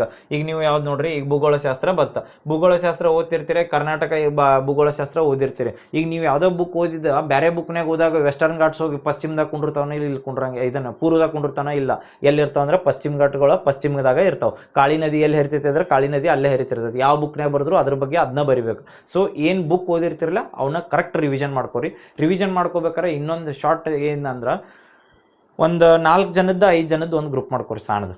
ಯಾರಾಗಲಿ, ಈಗ ನೀವು ಕಾಂಪಿಟೇಟಿವ್ ಫೀಲ್ಡ್ಗೆ ಓದ್ತೀರ ಅಂದ್ರೆ ಇದೊಂದು ಬೆಸ್ಟ್ ಗ್ರೂಪ್ ಅಂತಾರಲ್ಲ ಹೇಳ್ತಾರೆ. ಈಗ ನಮ್ದು ಇದ್ರೊಳಗೆ ಹೇಳಿದ್ರಲ್ಲ ಹಳಿ ಕಾಲದಾಗ, ಸಜ್ಜನರ ಸಂಘ ಹೆಜ್ಜೆನು ಸವಿದಂತೆ, ದುರ್ಜನರ ಸಂಘ ಬೊಚ್ಚಲಿನ ರೊಜ್ಜಿನಂತೆ ಅಂತೇಳಿ. ಹಂಗೆ ನಮ್ಮ ಜೊತೆ ಒಂದು 4 ಜನ ಸಜ್ಜನರು ಇರ್ಬೇಕು. ಯಾಕೆ ಇರ್ಬೇಕಂದ್ರೆ, ಈಗ ಅವೊಂದು ಬುಕ್ ಓದಿರ್ತಾರ, ನಮ್ಮ ಜೊತೆ ಇದ್ದವ್ರು ಒಂದು 4 ಜನ ಇದ್ದಾಗ ಅವ್ರು ಒಂದು 3 ಜನ ಬೇರೆ ಬೇರೆ ಬುಕ್ ಓದಿರ್ತಾರೆ, ನಾವೊಂದು ಬೇರೆ ಬುಕ್ ಓದಿರ್ತೀನಿ. ಹೌದು, ಇವತ್ತು ನಾ ಹೃದಯ ಟಾಪಿಕ್ ಓದಿದಾಗ ಅವ್ರಿಗೆ ಹೋಗಿ ಹೃದಯದ ಬಗ್ಗೆ ಕೇಳ್ತೀನಿ, ಅವ್ರು ಓದಿದ ಬುಕ್ನಾಗ ಬೇರೆದಿತ್ರ ಅವ್ರು ನಿಮಗೆ ಹೇಳ್ತಾರಲ್ಲ. ಸೇಮ್ ಹಂಗೆ ರಿವಿಷನ್ ಮತ್ತು ಗ್ರೂಪ್ ಡಿಸ್ಕಷನ್ ಸಣ್ಣ ಒಂದೊಂದು ನಿಮ್ದು ಗ್ರೂಪ್ ಮಾಡ್ಕೋರಿ. ಗ್ರೂಪ್ ಎಲ್ಲರೂ 4 ಜನ ಅಥವಾ 4 ಜನ 5 ಜನ ಏನಿರ್ತಲ್ಲ ಸಮ ಮನಸ್ಕರು ಇರ್ಬೇಕು. ಎಲ್ಲರದು ಥಿಂಕಿಂಗ್ ಒಂದೇ ಇರ್ಬೇಕು. ಯಾಕಂದ್ರೆ ಅದ್ರೊಳಗೆ ಒಬ್ರು ನನಗೆ ಜಾಸ್ತಿ ಗೊತ್ತೈತೆ ನಾ ಇವ್ಗೆ ಹೇಳ್ಕೊಡಂಗಿಲ್ಲ ಅಂಥವ್ರು ಇರಬಾರ್ದು. 4 ಜನ ಸಮ ಮನಸ್ಕರು ಇದ್ದವ್ರು ಒಂದು ಸಣ್ಣ ಗ್ರೂಪ್ ಮಾಡ್ಕೋರಿ. ಗ್ರೂಪ್ ಮಾಡ್ಕೊಂಡು ಹೆಂಗೆ ಡಿಸ್ಕಷನ್ ಮಾಡ್ರಿ ಅಂದ್ರೆ, ಪ್ರತಿಯೊಂದು ಒಂದಿನ ಟಾಪಿಕ್ ತಗೋದು. ಈಗ ಈ 4 ಜನ ಅದೀರ, ಒಬ್ಬರಿಗೆ ಹೃದಯದ ಬಗ್ಗೆ ಕೊಡೋದು, ಒಬ್ಬರಿಗೆ ಜೀವಸತ್ವಗಳು ವಿಟಮಿನ್ಸ್ ಬಗ್ಗೆ ಕೊಡೋದು. ಹಿಂಗೆ ಪ್ರತಿಯೊಬ್ಬರಿಗೆ ಒಂದೊಂದೊಂದು ಟಾಪಿಕ್ ಕೊಟ್ಟಿರ್ತೀನಿ. ಆ ಟಾಪಿಕ್ ಬಗ್ಗೆ ಅವ್ರು ಅವತ್ತು ಓದ್ಕೊಂಡ್ಬಂದು ಹೇಳ್ರ ರಿವಿಷನ್ ಆಯ್ತು. ಮತ್ತು ಎಲ್ಲಿ ನಾವು ಹೊಂಟ್ರು ಚಾ ಕುಡಿಯಕ್ಕೆ ಹೊಂಟ್ರು ಅದ್ರ ಬಗ್ಗೆ ಅವೇರ್ನೆಸ್ ಇರಬೇಕು. ಈ ಕಾಂಪಿಟೇಟಿವ್ ಫೀಲ್ಡ್ ಬಿಟ್ಟು ಹೋಗುತ್ತಾನ ಮನ್ಕೊಂಡ್ರು ಎದ್ರು ಥಿಂಕಿಂಗ್ ತಲೆಯಾಗಿ ಇದೇ ಇರ್ಬೇಕು ರೀ ಕಾಂಪಿಟೇಟಿವ್ ಫೀಲ್ಡ್ ಬಗ್ಗೆ. ಅದಕ್ಕೆ ಕಾಂಪಿಟೇಟಿವ್ ಫೀಲ್ಡ್ ಬಗ್ಗೆ ಅದು ಅವೇರ್ನೆಸ್ ಅಥವಾ ಅದ್ರದ್ದು ನಮ್ಮ ತಲೆಯಾಗಿತ್ತೇಳಿ ಡೈಲಿ ಓದಕ್ಕೆ ಆಟೋಮೆಟಿಕ್ ಮೋಟಿವೇಶನ್ ಸಿಗ್ತೈತಿ. ನಿಮಗೆ ಎಕ್ಸ್ಟ್ರಾ ಮೋಟಿವೇಶನ್ ಬೇಕಾಗಿಲ್ಲ. ಯಾಕಂದ್ರೆ ಎಕ್ಸ್ಟ್ರಾ ಮೋಟಿವೇಶನ್ ಯಾಕೆ ಬೇಕಂದ್ರೆ, ಇವು ಸಬ್ಜೆಕ್ಟ್ ಏನು ಓದ್ತಿರ್ತೀರಲ್ರಿ, ಓದಿ ಇವ್ರ ಬಗ್ಗೆನೇ ನೀವು ರಿವಿಷನ್ ಮಾಡ್ಕೋತಾ ನೀವು ಅನ್ಕೋಬೇಕು, ನಾ ಎದಕ್ಕೆ ಓದಾತೀನಿ ಎಕ್ಸಾಮ್ ಕಾಂಪಿಟೇಟಿವ್ ಅಂದ್ರೆ ನನಗೆ ಗೌರ್ಮೆಂಟ್ ಜಾಬ್ ಬೇಕಾಗೈತಿ. ಹೌದಾ, ಈಗ ಪ್ರೆಸೆಂಟ್ ಎಕ್ಸ್ಟ್ರಾ ಮೋಟಿವೇಶನ್ ಮಾಡೋರು ನಿಮ್ಗೆ ವಿಡಿಯೋ ನೋಡಿ ಮೋಟಿವೇಶನ್ ಹಾಕಿರ್ತೀವಲ್ಲ, ಅದು ಎಷ್ಟು ನಿಮಿಷ ಆಗ್ಬೋದು, 1 ದಿನ ಆಗ್ಬೋದು, 2 ದಿನ ಆಗ್ಬೋದು. ಬಟ್ ನಿಮಗೆ ಓದಬೇಕು, ನಾ ಇದನ್ನ ತಿಳ್ಕೊಬೇಕು, ಅಥವಾ ನಾ ಇಲ್ಲಿಂದ ಊರಿಗೆ ಹೋದ್ಮೇಲೆ ಯಾರೋ ಕೇಳ್ತಾರೆ ನನಗೆ, ಹೌದು ಒಳ ಮೀಸಲಾತಿ ಅಥವಾ ಮಹಿಳಾ ಮೀಸಲಾತಿ ಬಂದೈತಮ್ಮ, ಅದ್ರ ಬಗ್ಗೆ ಏನ್ರ ಹೇಳ ಅಂದ್ಕೊಳ್ಳಿ, ಅವಾಗ ಏನೂ ಗೊತ್ತಿಲ್ಲ ಅಂದ್ರೆ ಹೆಂಗೆ. ಅದಕ್ಕಲ್ಲ, ಹಿಂಗೆ ಏನೋ ಒಂದು ಹೊಸ ಟಾಪಿಕ್ ಬಂದಾಗ ಇದ್ರ ಬಗ್ಗೆ ನಾ ತಿಳ್ಕೋತೀನಿ ಅಂತ ಹೇಳಿ ಓದಬೇಕು. ಕರೆಕ್ಟ್ ಗೊತ್ತಾಯ್ತಲ್ಲ. ಇವು 8 ಸಬ್ಜೆಕ್ಟ್ ಮೇನ್ ರೀ. ಇದ್ರೊಳಗೆ ಟಾಪಿಕ್ ವೈಸ್ ಓದ್ಕೋತ ಹೋಗ್ಬೇಕು. ಇನ್ನೊಂದು ಏನಂದ್ರೆ, ಡೈಲಿ ಒಂದು 50 ಕ್ವಶನ್ ಬಿಡಿಸ್ರಿ. ಸ್ಟಾರ್ಟಿಂಗ್ ಇದ್ದಾಗ 50 ಕ್ವಶನ್, ಮತ್ತು ಆಮೇಲೆ ನಿಮಗೆ ಎಕ್ಸ್ಪೀರಿಯನ್ಸ್ ಜಾಸ್ತಿ ಆದಂಗೆ 100 ಕ್ವಶನ್, 150 ಕ್ವಶನ್, ಹಿಂಗೆ ಇನ್ಕ್ರೀಸ್ ಮಾಡ್ಕೋತ ಹೋಗ್ರಿ. ಕ್ವಶನ್ ಬಿಡಿಸೋದಂತೂ ಕಂಪಲ್ಸರಿ. ಮತ್ತು ಈಗ ಭಾಳ ಜನಕ್ಕೆ ಹೆಂಗೆ ಹಾಕೋ ಅಂದ್ರೆ, ಕ್ವಶನ್ ನೋಡಿರ್ತೀರಿ, ಆನ್ಸರ್ ತಿಳಿಯಂಗಿಲ್ಲ, ಒಮ್ಮೊಮ್ಮೆ ಆನ್ಸರ್ ಗೊತ್ತಿರ್ತೈತಿ, ಕ್ವಶನ್ ತಿಳಿತಿರಂಗಿಲ್ಲ. ಇಂಥದ್ದಾದಾಗ ಏನು ಮಾಡ್ರಿ ಅಂದ್ರೆ, ಪ್ರೆಸೆಂಟ್ ಫಸ್ಟ್ ಟೈಮ್ ಕ್ವಶನ್ ಓದ್ರಿ, ಓದ್ಮೇಲೆ ತಿಳಿಲಿಲ್ಲ ಬಿಡ್ರಿ, ನೆಕ್ಸ್ಟ್ ಇನ್ನೊಮ್ಮೆ ಓದ್ರಿ, 2 ಸರಿ ಓದ್ರಿ, 3 ಸರಿ ಓದ್ರಿ. ಇಲ್ಲಾರ ನಿಮ್ಮ ಜೋಡಿ ಇದ್ದವ್ರು ಯಾರು ಕೇಳ್ರಿ ಇದನ್ನ ಹೆಂಗೆ ಅನಲೈಸ್ ಮಾಡೋದು ಅಂತ ಹೇಳಿ. ಯಾಕಂದ್ರೆ ನಾವು ರಿಪೀಟೆಡ್ ಮಾಡಲ್ದಂತರೂ ಕಲಿಯಕ್ಕೆ ಸಾಧ್ಯನೇ ಇಲ್ಲ. ಯಾಕಂದ್ರೆ ನಾವು ಕಲಿಯಾಕತ್ ಬಂದೀವಿ ಅಂದಮೇಲೆ ಪ್ರತಿಯೊಂದನ್ನ ಹೆಂಗೆ ಮಾಡ್ಬೇಕಂದ್ರೆ, ರಿಪೀಟೆಡ್ ಆಗಿ ಅಥವಾ ಯಾರ ಕಡೆ ನಮಗೆ ಗೊತ್ತಿರ್ಲಿಕ್ಕೆ ಇನ್ನೊಬ್ರ ಕಡೆ ತಿಳ್ಕೊಂಡಾರ ಕಲಿಯಬೇಕು. ಯಾಕಂದ್ರೆ ನಾವು ರಿಪೀಟೆಡ್ ಯಾಕೆ ರಿಪೀಟೆಡ್ ಅಂತ ಹೇಳತ್ನಂದ್ರೆ ತಿಳ್ಕೊರಿ. ಈಗ ನೀವು ಯಾರ ರಾಜಕಾರಣಿಗಳು ನೋಡ್ರಿ, ಅಥವಾ ನಮ್ದೇನು ಪೊಲಿಟಿಷಿಯನ್ಸ್ ಅದಾರಲ್ಲ ಅವರಾಗಲಿ, ಅಥವಾ ಸಿನಿಮಾ ಹೀರೋಗಳಾಗಲಿ, ಅವ್ರ ಬಗ್ಗೆ ನಾವು ಮುಖ ಅಥವಾ ಅವ್ರದ್ದು ಹೆಸರು ಎದಕ್ಕೆ ನೆನಪಿರ್ತಾವ ಅಂದ್ರೆ, ಅಷ್ಟು ಬ್ಯಾನರ್ ಒಳಗೆ ರಿಪೀಟೆಡ್ ಅವ್ರ ಮುಖ ನೋಡ್ತಿರ್ತೀವಿ ನಾವು. ಇಲ್ಲಿ ಯಾವ್ದಾರ ಡಿಸ್ಟಿಕ್ ಒಳಗೆ ಹೋಗ್ರಿ, ಅಲ್ಲಿ ಯಾರ್ದಾರ ಬರ್ಡೇ ಇದ್ರೆ ಅವ್ರ ಫೋಟೋ ಹಚ್ಚಿಬಿಟ್ಟಿರ್ತಾರೆ ಬ್ಯಾನರ್. ಆ ಬ್ಯಾನರ್ ನಾವು ದಿನ ನೋಡ್ರಿ, ಅವಾಗ ನಮ್ಮ ತಲೆಗೆ ಬಂದ್ಬಿಡ್ತೈತಿ ಇವ್ರು ಯಾರು ಅಂತ ಕೇಳ್ತಲ್ಲ ಯಾರಿಗಾರ, ಅವಾಗ ಅವ್ರು ಹೇಳ್ತಾರೆ ಇವ್ರು ಅಂತ ಹೇಳಿ. ಸೇಮ್ ಹಂಗೆ ಇವು ಕಾಂಪಿಟೇಟಿವ್ ಫೀಲ್ಡ್ನಾಗ ಸೇಮ್ ದಿನ ನದಿಗಳು ಅಂತ ನೋಡ್ರೆ, ಇವು ನದಿಗಳು ಹೆಂಗಾಗಿರ್ತಾವ ಅಂದ್ರೆ, ಮನ್ಕೊಂಡ್ರು ಕಾಳಿ ನದಿ ಬರ್ತೈತಿಪ್ಪ ಇಲ್ಲಿ, ಹಿಂಗೆಲ್ಲ ಅವೇರ್ನೆಸ್ ಬಂದ್ಬಿಡ್ತೈತಿ. ಸೇಮ್ ರಿಪಿಟೇಷನ್ ಅಂತೂ ಮೇನ್ ಇಂಪಾರ್ಟೆಂಟ್. ಕಾಂಪಿಟೇಟಿವ್ ಫೀಲ್ಡ್ನಾಗ ಎಷ್ಟು ಓದಿರ್ತೀವಿ ಅನ್ನೋಕ್ಕಿಂತ ಎಷ್ಟು ರಿಪೀಟ್ ಮಾಡಿರ್ತೀವಿ ಅನ್ನೋದು important. Next daily question paper MCQs. ಮತ್ತು ಭಾಳ ಜನಕ್ಕೆ ಏನು ತಲೆಯಾಗಿರ್ತೈತೆ ಅಂದ್ರೆ, ನಾ ಎಕ್ಸಾಮ್ ಮುಗಿದ ಮೇಲೆ ಅಥವಾ ಎಲ್ಲ ಸಿಲೆಬಸ್ ಅಥವಾ ನಾವು ಸಬ್ಜೆಕ್ಟ್ ಮುಗಿದ ಮೇಲೆ MCQs ಬಿಡಿಸ್ತೇನೋ, ಯಾಕಂದ್ರೆ ನಂಗೆ MCQs ಈಗ ಅರ್ಥ ಆಗಲ್ಲ ಅಂಥದ್ದೆಲ್ಲ ಏನು ಅನ್ಕೋಬೇಡ್ರಿ. ಪ್ರತಿಯೊಂದು ಟಾಪಿಕ್ ಹೋದ್ರೆ ಅದ್ರ ರಿಲೇಟೆಡ್ ಕ್ವಶನ್ಸ್ ಬಿಡಿಸೋತ ಹೋಗ್ಬೇಕು. ಒಂದೇದೇನಂದ್ರೆ ಏನು ಮಾಡಬೇಕು, ಡೈಲಿ MCQs ಬಿಡಿಸಬೇಕು. ಆಮೇಲೆ ಟಾಪಿಕ್ ವೈಸ್ ಕ್ಲಿಯರ್ ಆಗಿರಬೇಕು. ಮತ್ತು ವೀಕ್ಲಿ ಒಮ್ಮೊಮ್ಮೆ ಟೆಸ್ಟ್ ಸೀರೀಸ್ ಬರೀತು ಬರ್ರಿ. ಎಲ್ಲರ ಒಂದು ಯಾವ್ದಾರ ಇನ್ಸ್ಟಿಟ್ಯೂಟ್ನಾಗಲಿ ಏನಾಗಲಿ ಆಗಲಿ ಟೆಸ್ಟ್ ಸೀರೀಸ್ ಯಾಕೆ ಬರೀಬೇಕಪ್ಪ? ಟೆಸ್ಟ್ ಸೀರೀಸ್ ಎದಕ್ಕೆ ಬರೆಯೋದಂದ್ರೆ ಅಡ್ವಾಂಟೇಜ್ ಏನಂದ್ರೆ ನೀವು ಟೆಸ್ಟ್ ಸೀರೀಸ್ ಬರೆಯೋದ್ರಿಂದ ನಾವು 1 ವಾರ ಅಥವಾ 2 ವಾರ ಏನು ಓದಿರ್ತನಲ್ಲ ನನಗೆ ಎಷ್ಟು ತಿಳಿದೈತಿ ಅಥವಾ ನಂದು ಸ್ಕೋರ್ ಎಷ್ಟಾಗತೈತಿ, ಮತ್ತು ಟೆಸ್ಟ್ ಸೀರೀಸ್ನಾಗ ನಂಗೆ ಸ್ಕೋರ್ ಭಾಳ ಕಡಿಮೆ ಬಂದೈತೆ ಅದ್ರ ಬಗ್ಗೆನೂ ಏನು ಚಿಂತೆ ಮಾಡಬೇಕಾಗಿಲ್ಲ. ಯಾಕಂದ್ರೆ ಟೆಸ್ಟ್ ಸೀರೀಸ್ನಾಗ ಸ್ಟಾರ್ಟಿಂಗ್ ಇದ್ದಾಗ ನಮಗೆ 20 ಬರಲಿ 30 ಬರಲಿ, ಬಟ್ ಆ 20 30 ನಮಗೆ ಗೊತ್ತಿದ್ದು ಕ್ವಶನ್ ಕರೆಕ್ಟ್ ಹಾಕಿನಂದ್ರೆ ತಿಳ್ಕೊರಿ ನೀವು ಕಾಂಪಿಟೇಟಿವ್ ಫೀಲ್ಡ್ಗೆ ಕರೆಕ್ಟ್ ಓದಾತೀರಿ ಅಂದಂಗೆ. ಓಕೆ, ಇದು ಇಷ್ಟು ಅವೇರ್ನೆಸ್ ಗೊತ್ತಾಯ್ತಲ್ಲ. ಓಕೆ, ಇವತ್ತಿನ ಕ್ಲಾಸ್ ಇಲ್ಲಿಗೆ ಮುಗಿಸ್ತೀನಿ. Thank you.